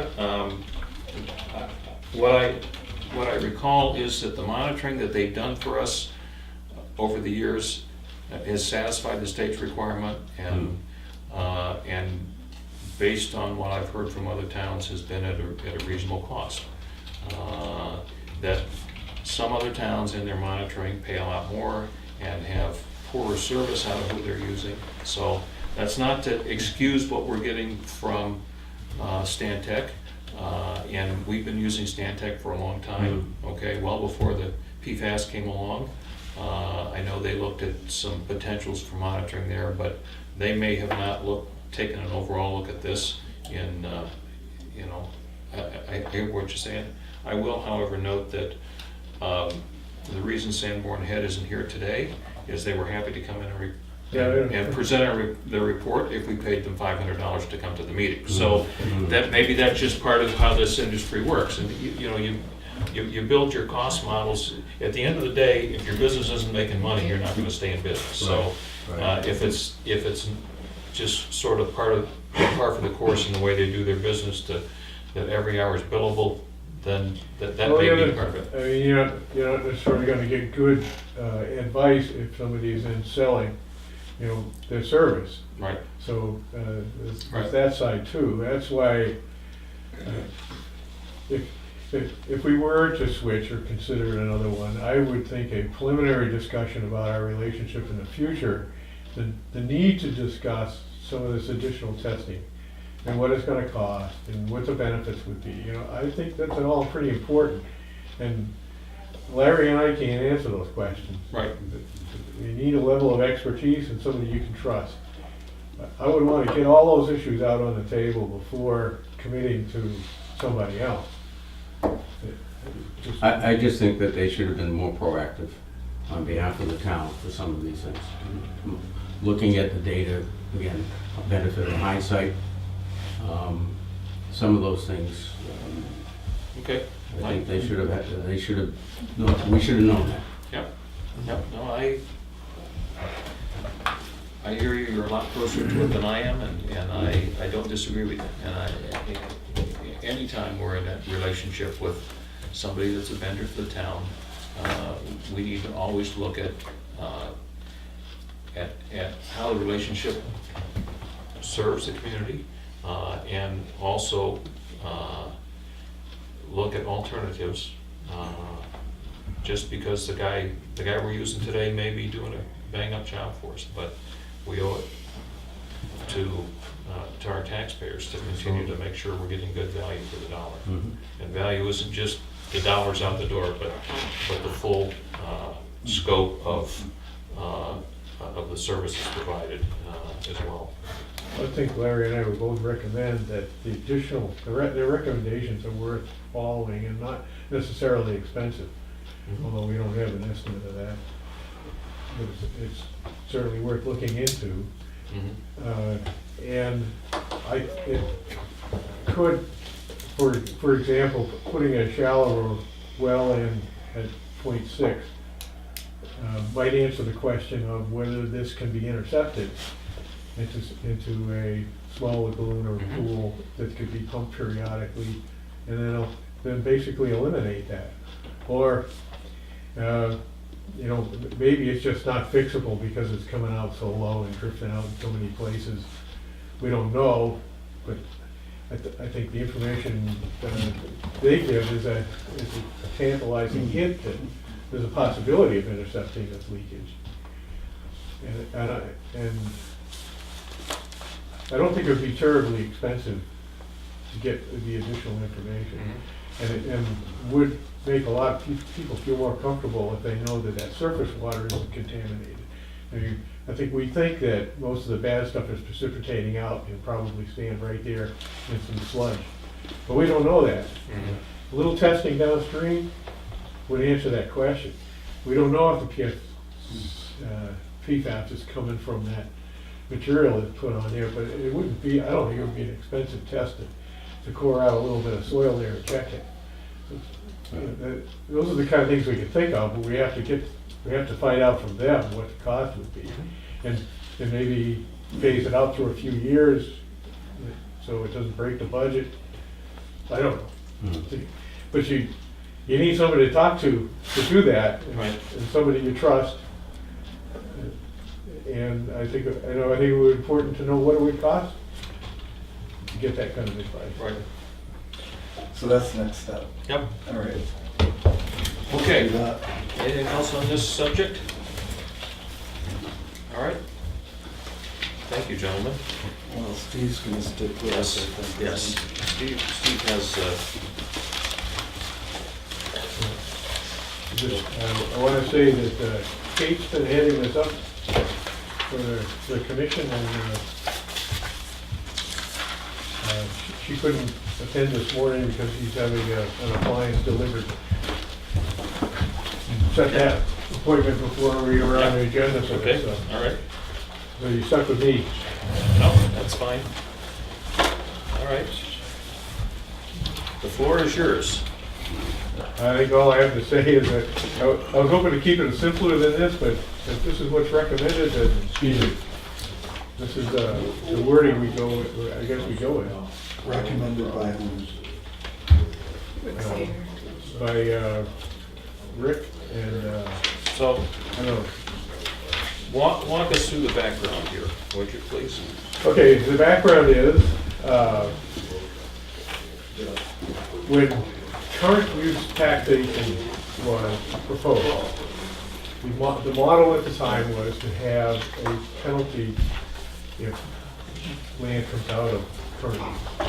And then the penalty could be used for conservation purposes. And the idea of current use was to actually not force landowners by taxation into developing their land. And that was happening in some parts of the state. The assessors were assessing for the highest potential use, and the taxes got so high that landowners who preferred to be continued farming, continued forestry, just couldn't afford to do it any longer, and they had to go that way. So that's where current use came from, and then the idea of And the land use change when, tax. when did that come into effect in the state of New Hampshire? That was back in the 70s. Okay. And I don't know that, I didn't live here at the time, I don't know that much about the history of New Hampshire. This was a common effort at that time in many states. And it comes out in many versions, every state's version is a little different. Here we have the land use change tax, which on the one hand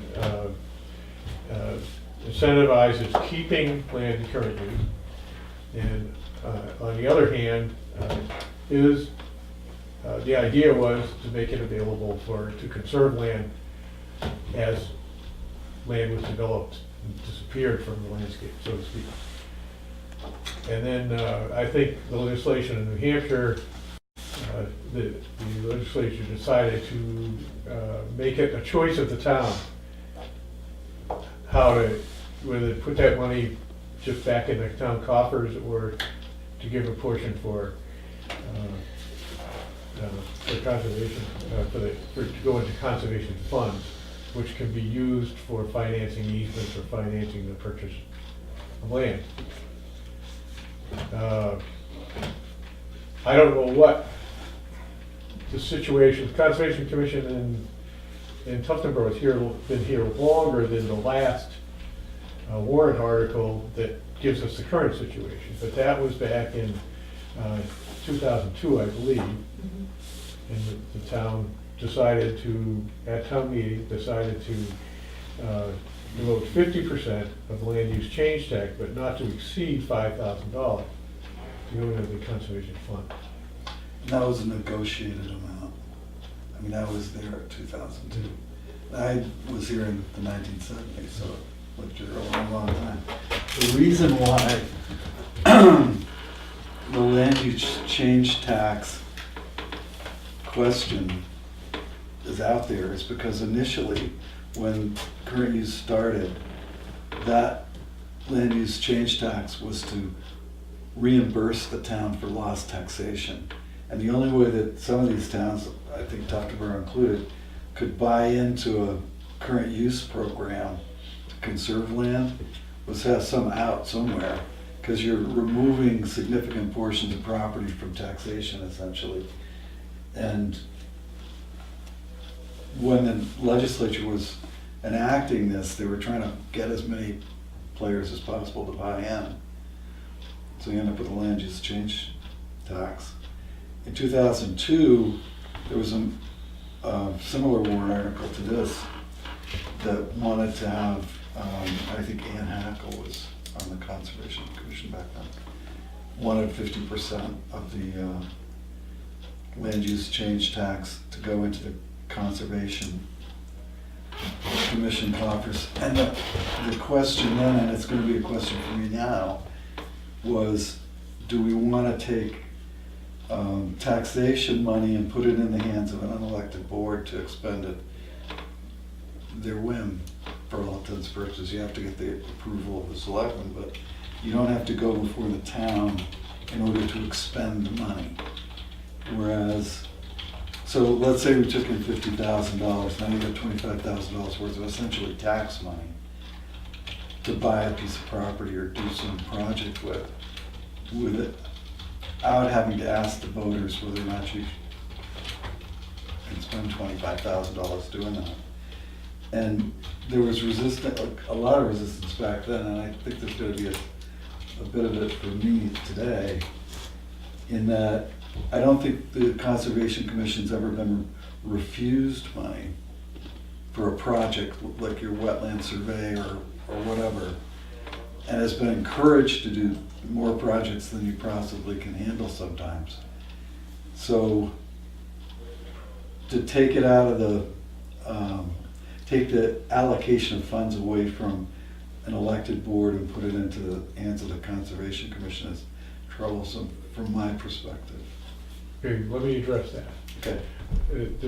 There are some expenditures that can be made without selectmen's approval, but the major expenditures, and the ones we most likely would make, and the ones that we have made since I've been on the commission, all are approved by the selectmen.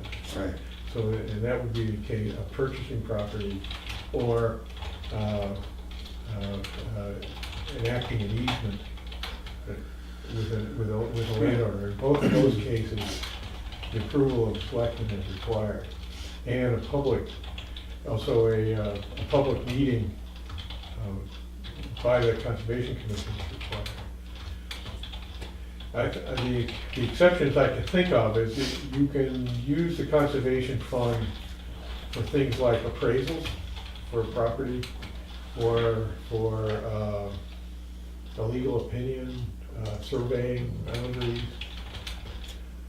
For example, we're now learning that a lot of our boundaries around town land are very old, and they have not been maintained. The Great Meadow is a good example. So we could use that fund to maintain those boundaries. But I think I would rather, and actually I'm planning on asking for money in the budget, our Conservation Commission budget for that. I would rather, as somebody who tries to get things done for conservation, I would rather save that for possible land acquisitions or acquisitions of easements, which you would have to approve. So I think there is a lot of oversight there. And there's a pretty strict RSA that controls the use of that fund. Right. So it's a double-edged sword. It's sort of what we're dealing with Parks and Rec. And they make a ton of money at their concert series. And we're very limited in the use of that money because it's put into this special revolving fund that's supposed to just support Parks and Rec. So I guess I'm not convinced that, and I understand, I appreciate your sensibilities and your operation of the Conservation Commission, and I laud your praises everywhere I can, but this is gonna be an ongoing fund, if you will. And having your thumb on the money. Well, there's some purpose behind this. The opportunities to acquire an easement or acquire a piece of property sometimes are very short notice. It's now or never. And having some, a bank account there where you can make a down payment, or you can pay for appraisal and get the wheels going, that sometimes is a critical factor. I have on several occasions tried to go out and find a partner, and the Tuftonboro or Wolfboro Tuftonboro Land Bank has been a partner, but I haven't found any others when there are opportunities have come up. So I don't know. I think it fits into the if you can explain it right. I think most citizens in Tuftonboro want to maintain a rural atmosphere. They want a few places in town that aren't developed. It could be a trail where you can go out and look at some nature, or that a particular plant or a particular water source is protected. It's not a lot. If you take how much land use change tax is generated in Tuftonboro in like the last 10 years, that's not a lot of money. All right, so the last several years that I'm aware of, the Conservation Fund has received the maximum under the current, For 2 years, yeah. right? I think it was, I thought. We had a balance that went back Right, so. over 10 years. So, and that, what you're asking is that we remove the $5,000 cap on the 50% that Conservation Commission receives. So, I don't have it in front of me, but my recollection is over the last several years that what we've received has been in the neighborhood of $10,000. Do you have that stuff? Yes. All right. 2008. Now that's after, that's net, that's after what's going to the Conservation Commission, right? Land use change taxes, 2018, I'll go to the nearest thousand, 50,000, 17, 58,000, 2016, 4,000, 2015, 84,000, 2014, 94,000, 2013, 0. That's an average of $48,000. So you're asking for $24,000 a year to go into a fund. Yeah, I don't see it as a player. I mean, I made a big point at one point before I was a selectman this term of saying, when you put a warrant article out there that says, we're gonna buy X, but it's not gonna cost you anything because we're gonna take it out of the undesignated fund balance. That still costs us money, that's coming right out of our pocket, but it didn't feel like we were paying anything for it, so you get all the voters at the town meeting and say, okay. So you come up with an easement, which I might be fully in favor of, but it's presented to the voters as it doesn't cost you any money because it's, you know, the conservation's got all this money in our trust fund. But it's still the town's money. It's still the I town. wouldn't say that. I would say- Well, you would say that it's not gonna be, there's no tax No new implication. taxes, yeah. Yeah, no new taxes. So it's not really a fully informed decision on the part of the voter as far as I'm concerned, so. And I'm just not ready, I love you like a brother, Steve, but I'm not ready to put $25,000 a year into a fund. And let's say you don't come up with an easement for 5 years. Now you've got $100,000 or $125,000 that could have been used for other purposes in the town during that time. And you're still gonna ask the town to spend 125, which is, I can back 100%, but So you're looking for more than you've been receiving, Yeah. right? Let me suggest raising the cap from 5,000 to 10,000. It's not ideal from the Conservation Commission's standpoint, but there was a period of time when that fund kept growing.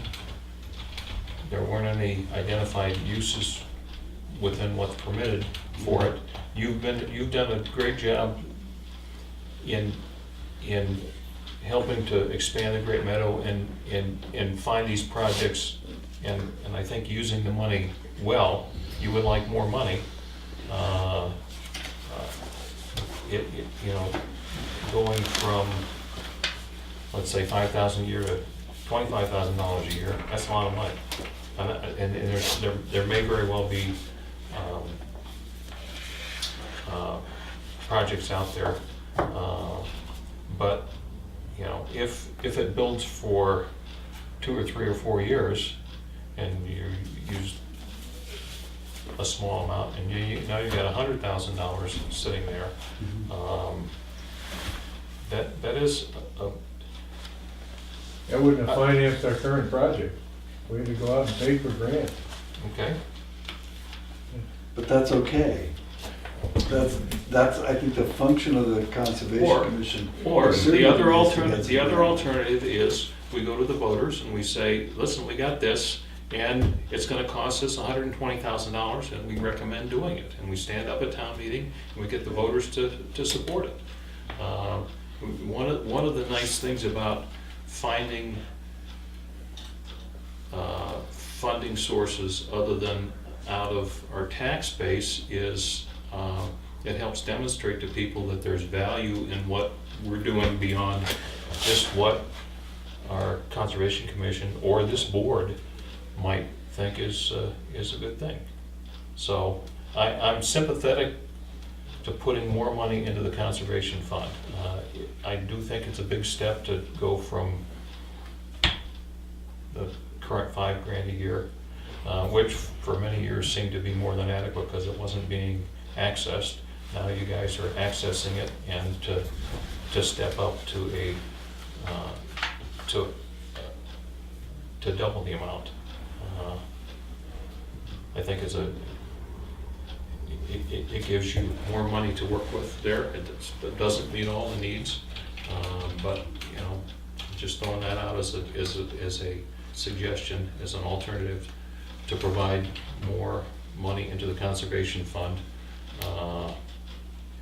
without hugely more money.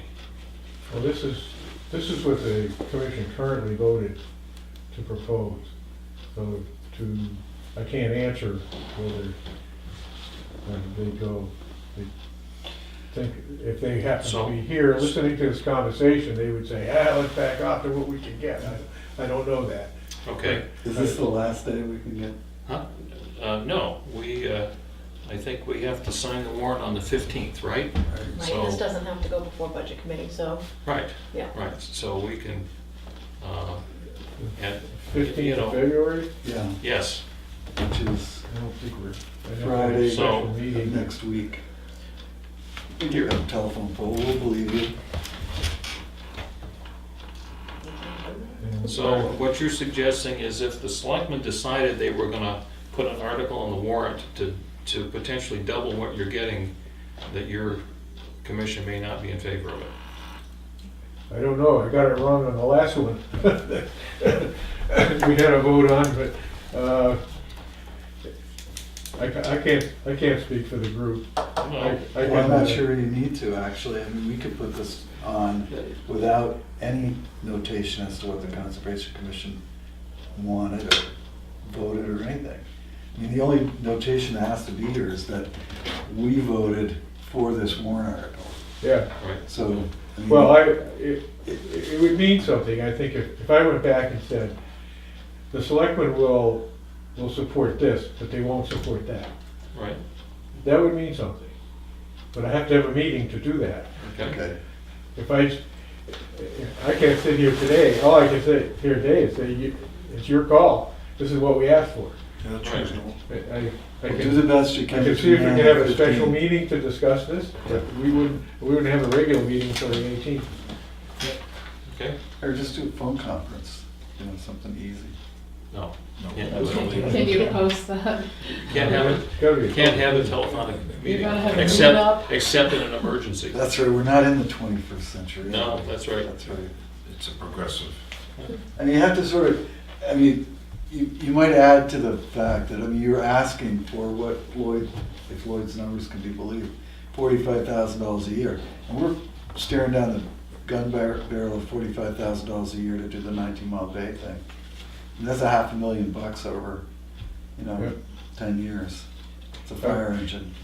But my answer is this is not life and death, but I think the conservation is generally where Tuftonborough's heart is.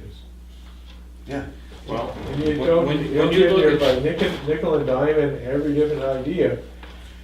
And when you look at two the of commission the, needs a little, they need some kind of a nest egg to work with. okay, And we watch, we have a lot of interactions with other conservation commissions, and we watch what they're doing, and how did you get this done and stuff. And we're pretty envious of those who do better than $5,000 a year. And our neighbor that we work with the closest, Wolfboro, and because I'm on the land bank, I get to hear about all of their projects. They have a lot more flexibility to get stuff done, and over there, they're protecting their water source as part of what they do, which is, a great thing for everybody. So, I don't know, this isn't gonna break us one way or the other, it's just something we thought, you're Tufton looking Road for would an, support us. you're looking for an increase in funding, and I'm sensitive and willing to entertain it. But and we can always look at other towns and say, this is great over there. Difference of scale in the adjoining town from us. No, they use that as justification, I'm saying So- that's where our motivation comes. Well, and it would have been nice, and bring it up again next year, because we do our expenditures, but we also do our income. Right. Do we want to adjust our income by $50,000? I don't think so. I mean, we're trying to make everything equitable and not have our taxes go crazy. I mean, all these little, It's all part of a plot. yeah. What I started to say is two of the expense articles that we have on the warrant, on the draft warrant, at this point, are the updated baseline that we talked about with Norman this morning, that we're proposing spending We wanted to do this- $46,000 on. And We want to do this and for about the- 4 or 5 years, and we keep putting it off All right. because the And- budget looks like this. And the rebuild at 19 Mile Beach, which will improve the runoff water quality into the, I mean, it has some other benefits. It's another, so between the two of them, $100,000 that we're spending on conservation-related issues, aside from these other things. I'm sensitive to what you're looking to do, and So, are you telling me that if we backed off to 10, you would back that? I would, I'm prepared to support raising the cap to $10,000 a year, doubling what you, based on what we've seen recently, doubling what you're getting,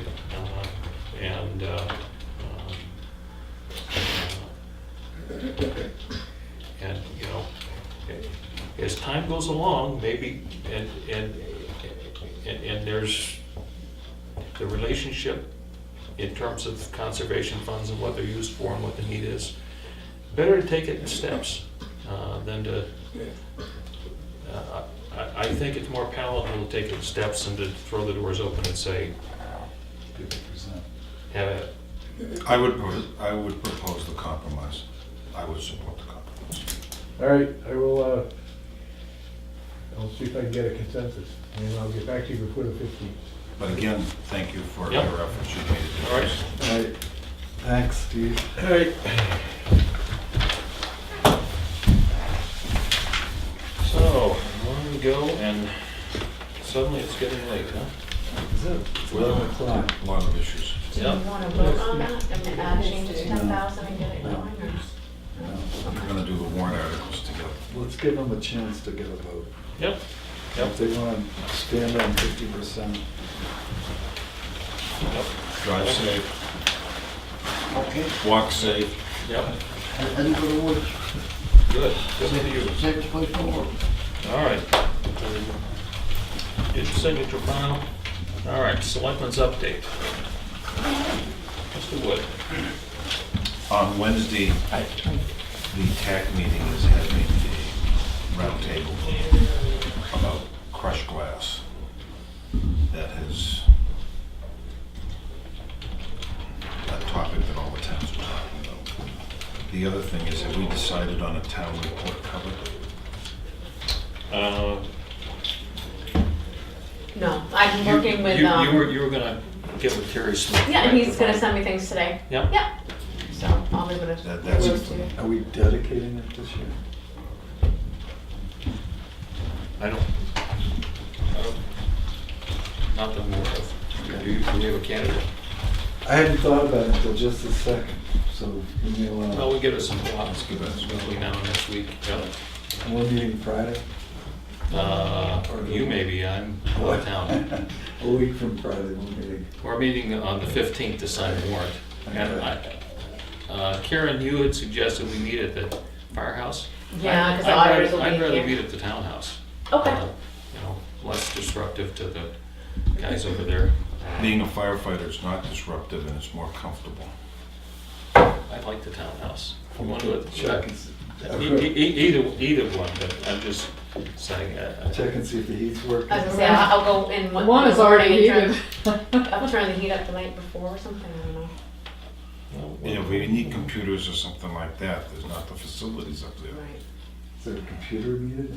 And if someone wants to make a presentation, there's a board and all of that available. Fireman, what are you gonna do?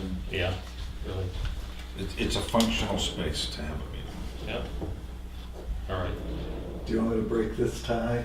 Either way, yeah, I can go either way. I just, Go ahead, sir. and the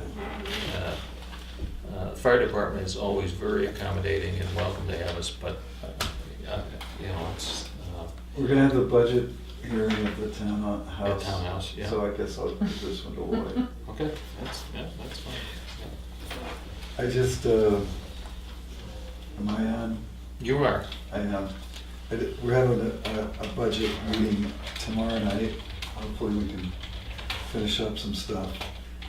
just think it's important that I love the parsing that went on earlier, where we're not gonna call this septic or septage, because it's like the Clinton impeachment.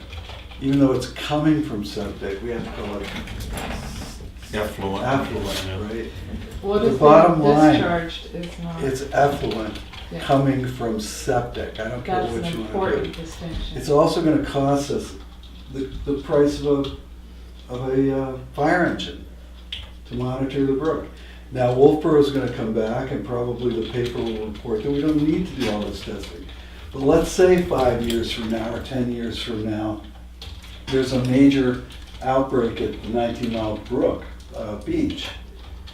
The first question in any judge's mouth is gonna be, what kind of testing were you doing?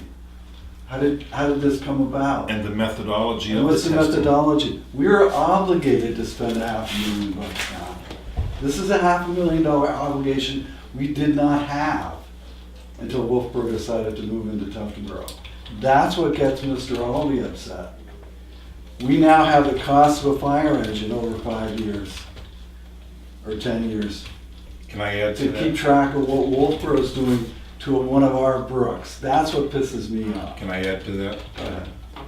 The transfer station was state-of-the-art capping and all of that. It was well done and all that. And we have found out, what, 35 or 40 years later, that the biodegradable paper might be causing some seepage. And that's 100% our issue. Yes. Yeah. I don't mind paying for the, whatever cleanup we have to do of our own stuff.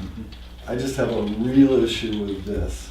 And to have Dave Ford and the selectmen sit there and say they have no interest in participating in an ongoing testing procedure or protocol in 19 Mile Brook, I just find absolutely abhorrent.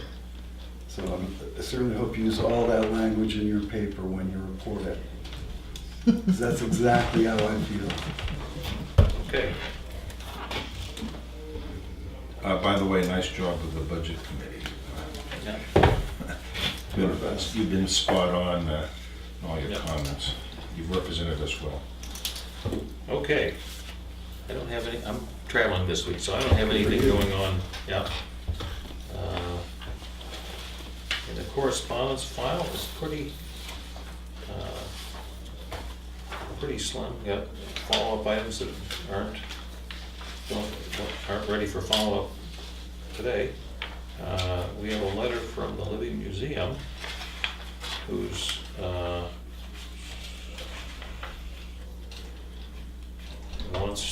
says they did a wilderness skills program last summer, in which 10 young people took part, and they're planning the 2019 program and want to know about accessing the Libby Park this coming summer.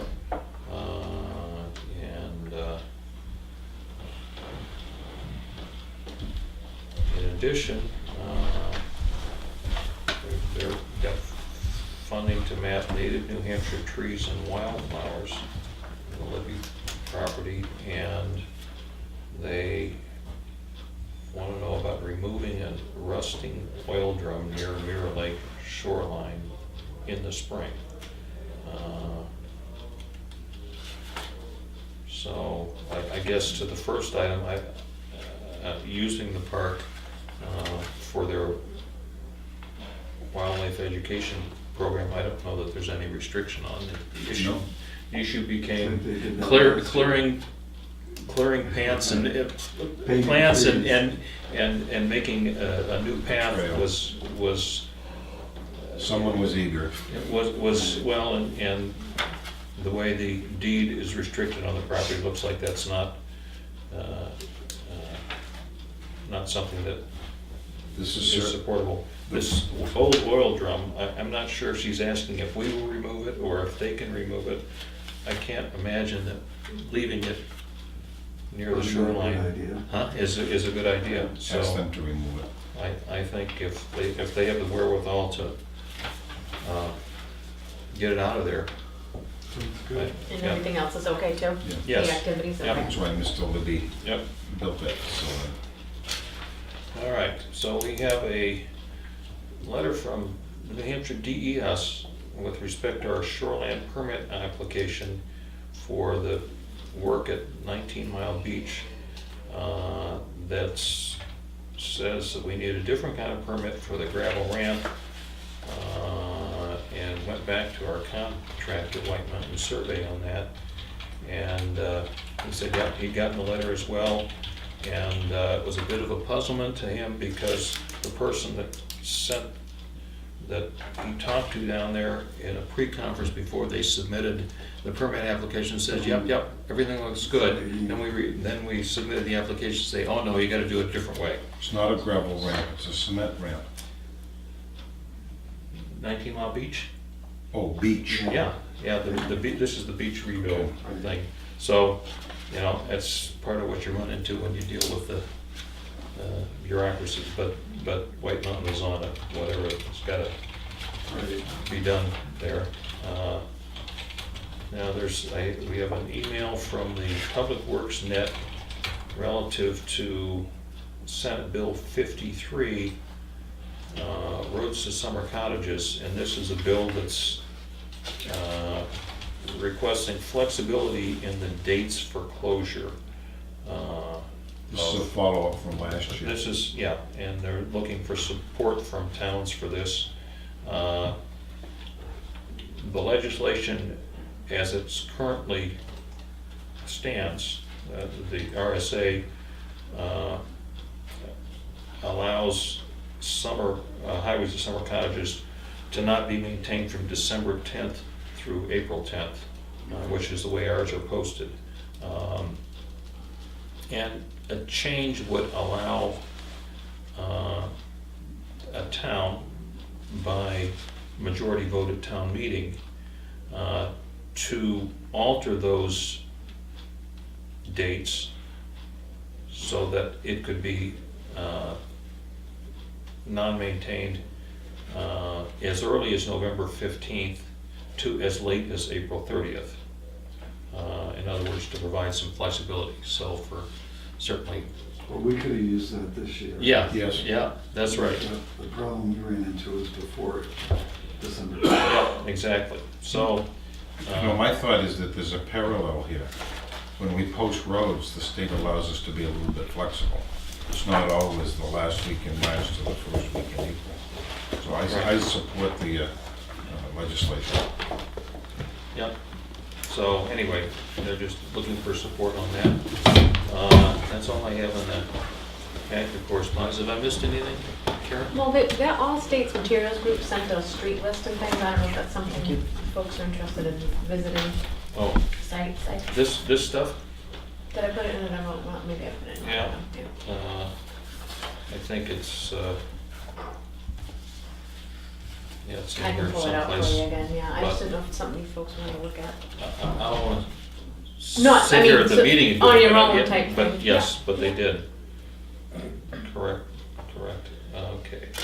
And then just warrant articles, I don't know if that you want to work on rearranging them today and voting on number 15 or not. Is that the Norman Day? Actually, when you have to edit the amount, that's true for the Norman Doe, but that's fine. Yeah, let's, we ought to,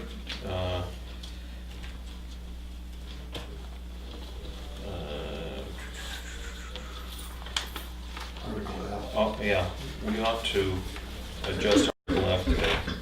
The budget committee's gonna be looking at these tomorrow, correct? Yeah. Okay, I move Article F, read the following, to see if the town will vote to raise and appropriate the sum of $45,870. Is that the correct figure that they gave us? Yeah. let me, let's see, yeah, let me double Yeah, check that's here. what I have.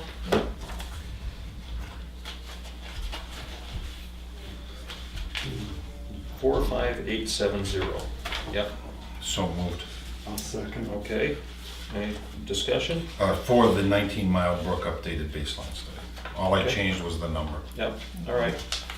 All those in favor? Aye. Aye, opposed? Okay. Do you want to discuss Article 14? Do you want to postpone that? I thought we agreed that we would wait, and he wanted to go We'll have an opportunity on talk, the 15th. yeah, talk to his, to the Conservation Commission and, I have thoughts on the order. I'm happy with the order, except I think Article Z has to go last.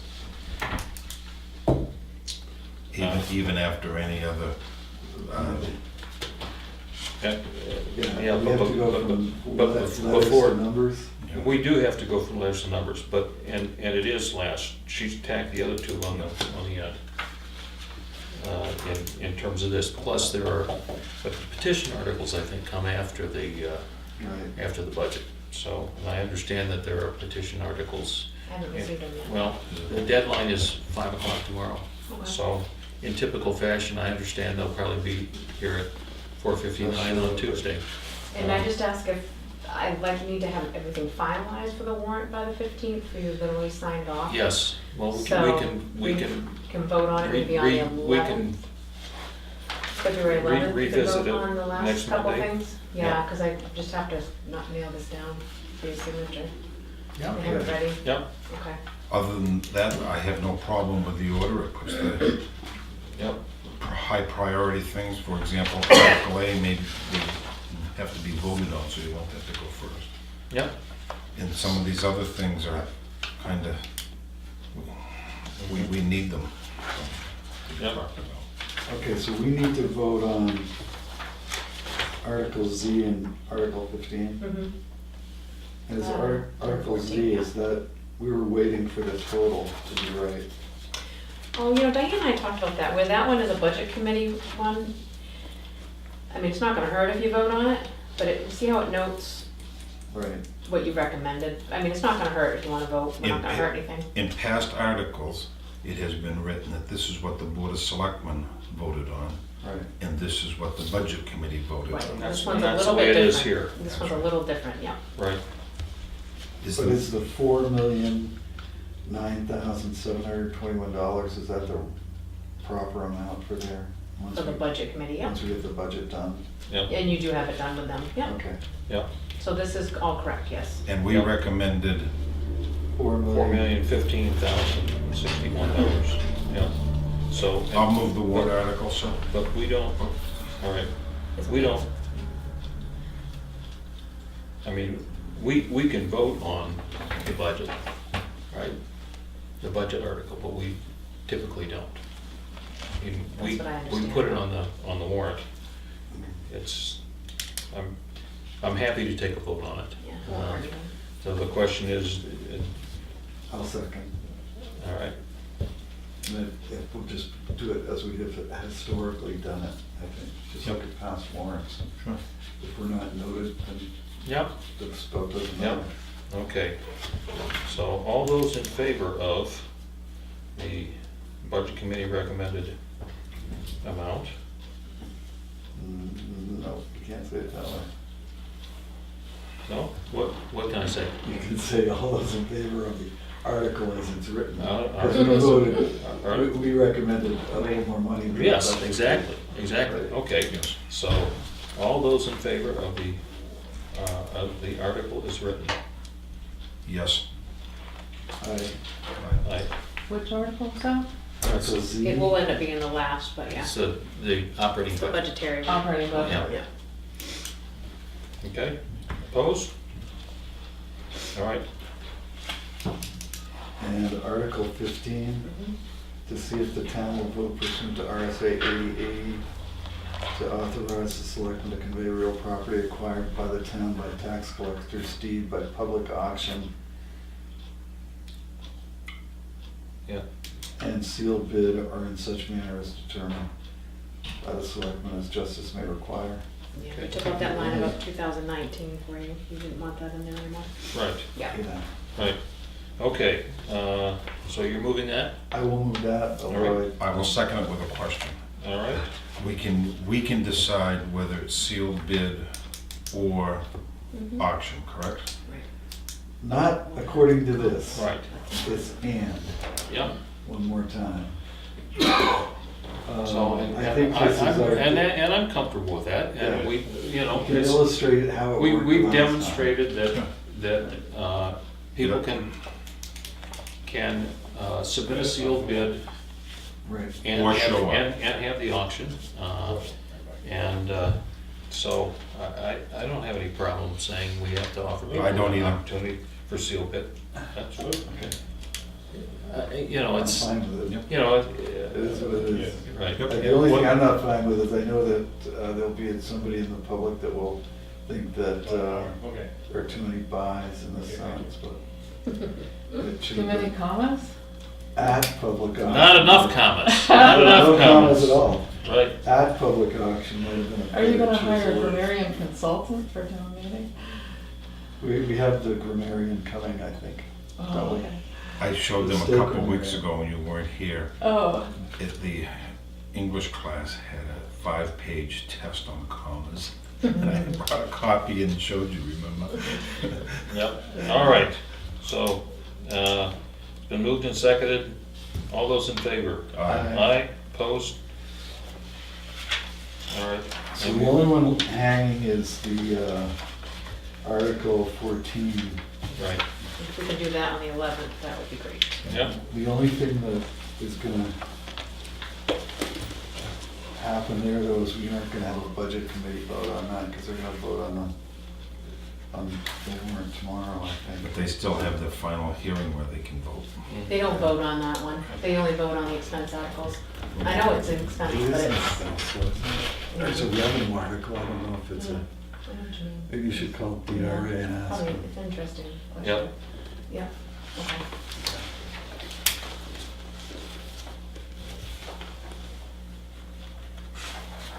All right. Anything else we need to address?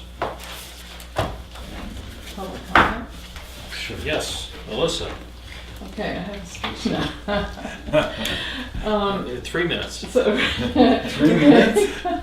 Jesus. So Karen can give me a copy of these next two minutes with the correct number for the operating budget, right? Sure. Okay, and that is going to stay, the budget committee can't cut that? Or No, that's what, the warrant won't be signed until after the budget hearing, because the budget hearing is the The entire the one. last opportunity to adjust the budget. So, and that's, you know, we encourage So people to this come is to the budget yours. hearing because, This is our recommendation to the budget Right. committee, then the Right. budget committee takes it forward. so, but if the budget is adjusted at the budget hearing, and that only happens if the budget committee adjusts it. All right, now, Right. public hearing, we'll go through it. Somebody stands up and says, I think, you know, we really need this, and there ought to be $5,000 in to take care of that. The budget committee considers it, the budget committee adopts it and adjusts the budget. That's why we can't sign the warrant until the budget hearing, until after the budget hearing. So this warrant and the number can be modified at the budget hearing? Yes. Okay. Right. What percent is your increase Uh, from last year? I don't have it in front of me, but we talked about it at the last meeting. I apologize, it was, At a work session or? no, it was last week's meeting. Was it around 6 or 7%? Yeah. But you also removed 1.5% because we have Well, 53 weeks. Well- And Well, So, it's in the Yeah, it's- minutes? all right. It's in the minutes? I don't remember hearing. It may be in the minutes, it may not have risen to that The level. amount, I can give you the amounts are in Hand the me budget that. committee meeting I'm not minutes. sure and all that that. we, But the percent, Huh? Yeah. If you go to the budget All right. committee meeting minutes, I know it's in there. okay. he'll get it for you right now. I'm not sure that, I know it's in the budget committee meeting minutes. I don't know if it's in yours. but Okay. they weren't done. No, well, yeah, she did an estimate based on the votes that night, that's true. Right. Yeah, it might be just a little premature. Yep, A little premature to get an well, estimate. they don't have a A percent. Oh, final. we have estimates, but to get the. I mean, the percent. Right. Oh, 7.2, right? Budget committee's recommended budget is blah, blah, blah, reflecting an approximate 7.2% Yes, increase from 2018. Right, and that includes 53 weeks. 53 weeks and the warrant article for the library. Right. No. No, It's not the warrant no, article. No, this is the operating budget. Right, the, All right, yeah. so, It still is 53 weeks, so Yeah. which is significant. That's Right. another Yeah, it's 1.5%. longer year. Yeah, exactly. Yeah, it's Where part that of our adds minutes, is, that's it's what- not only your salary, it's all your retirement and percentages of. It is in the selectmen's minutes too with the numbers, page 3. Okay. And they said 7.2. Okay. Budget Oh, committee, budget you know, committee's I know what the budget problem is. numbers. There are numbers that aren't in here yet, Do you Right. have so, before going to the hearing? so I think it's 7 something. Yep. I can't work from that because it's So not it's not part of it. complete. All right, any other business? Good morning. I'll All right. move we adjourn. Second. All in favor? Aye. Opposed? Okay. Thank you, folks. Thanks. Next meeting is next Monday. Because I don't know.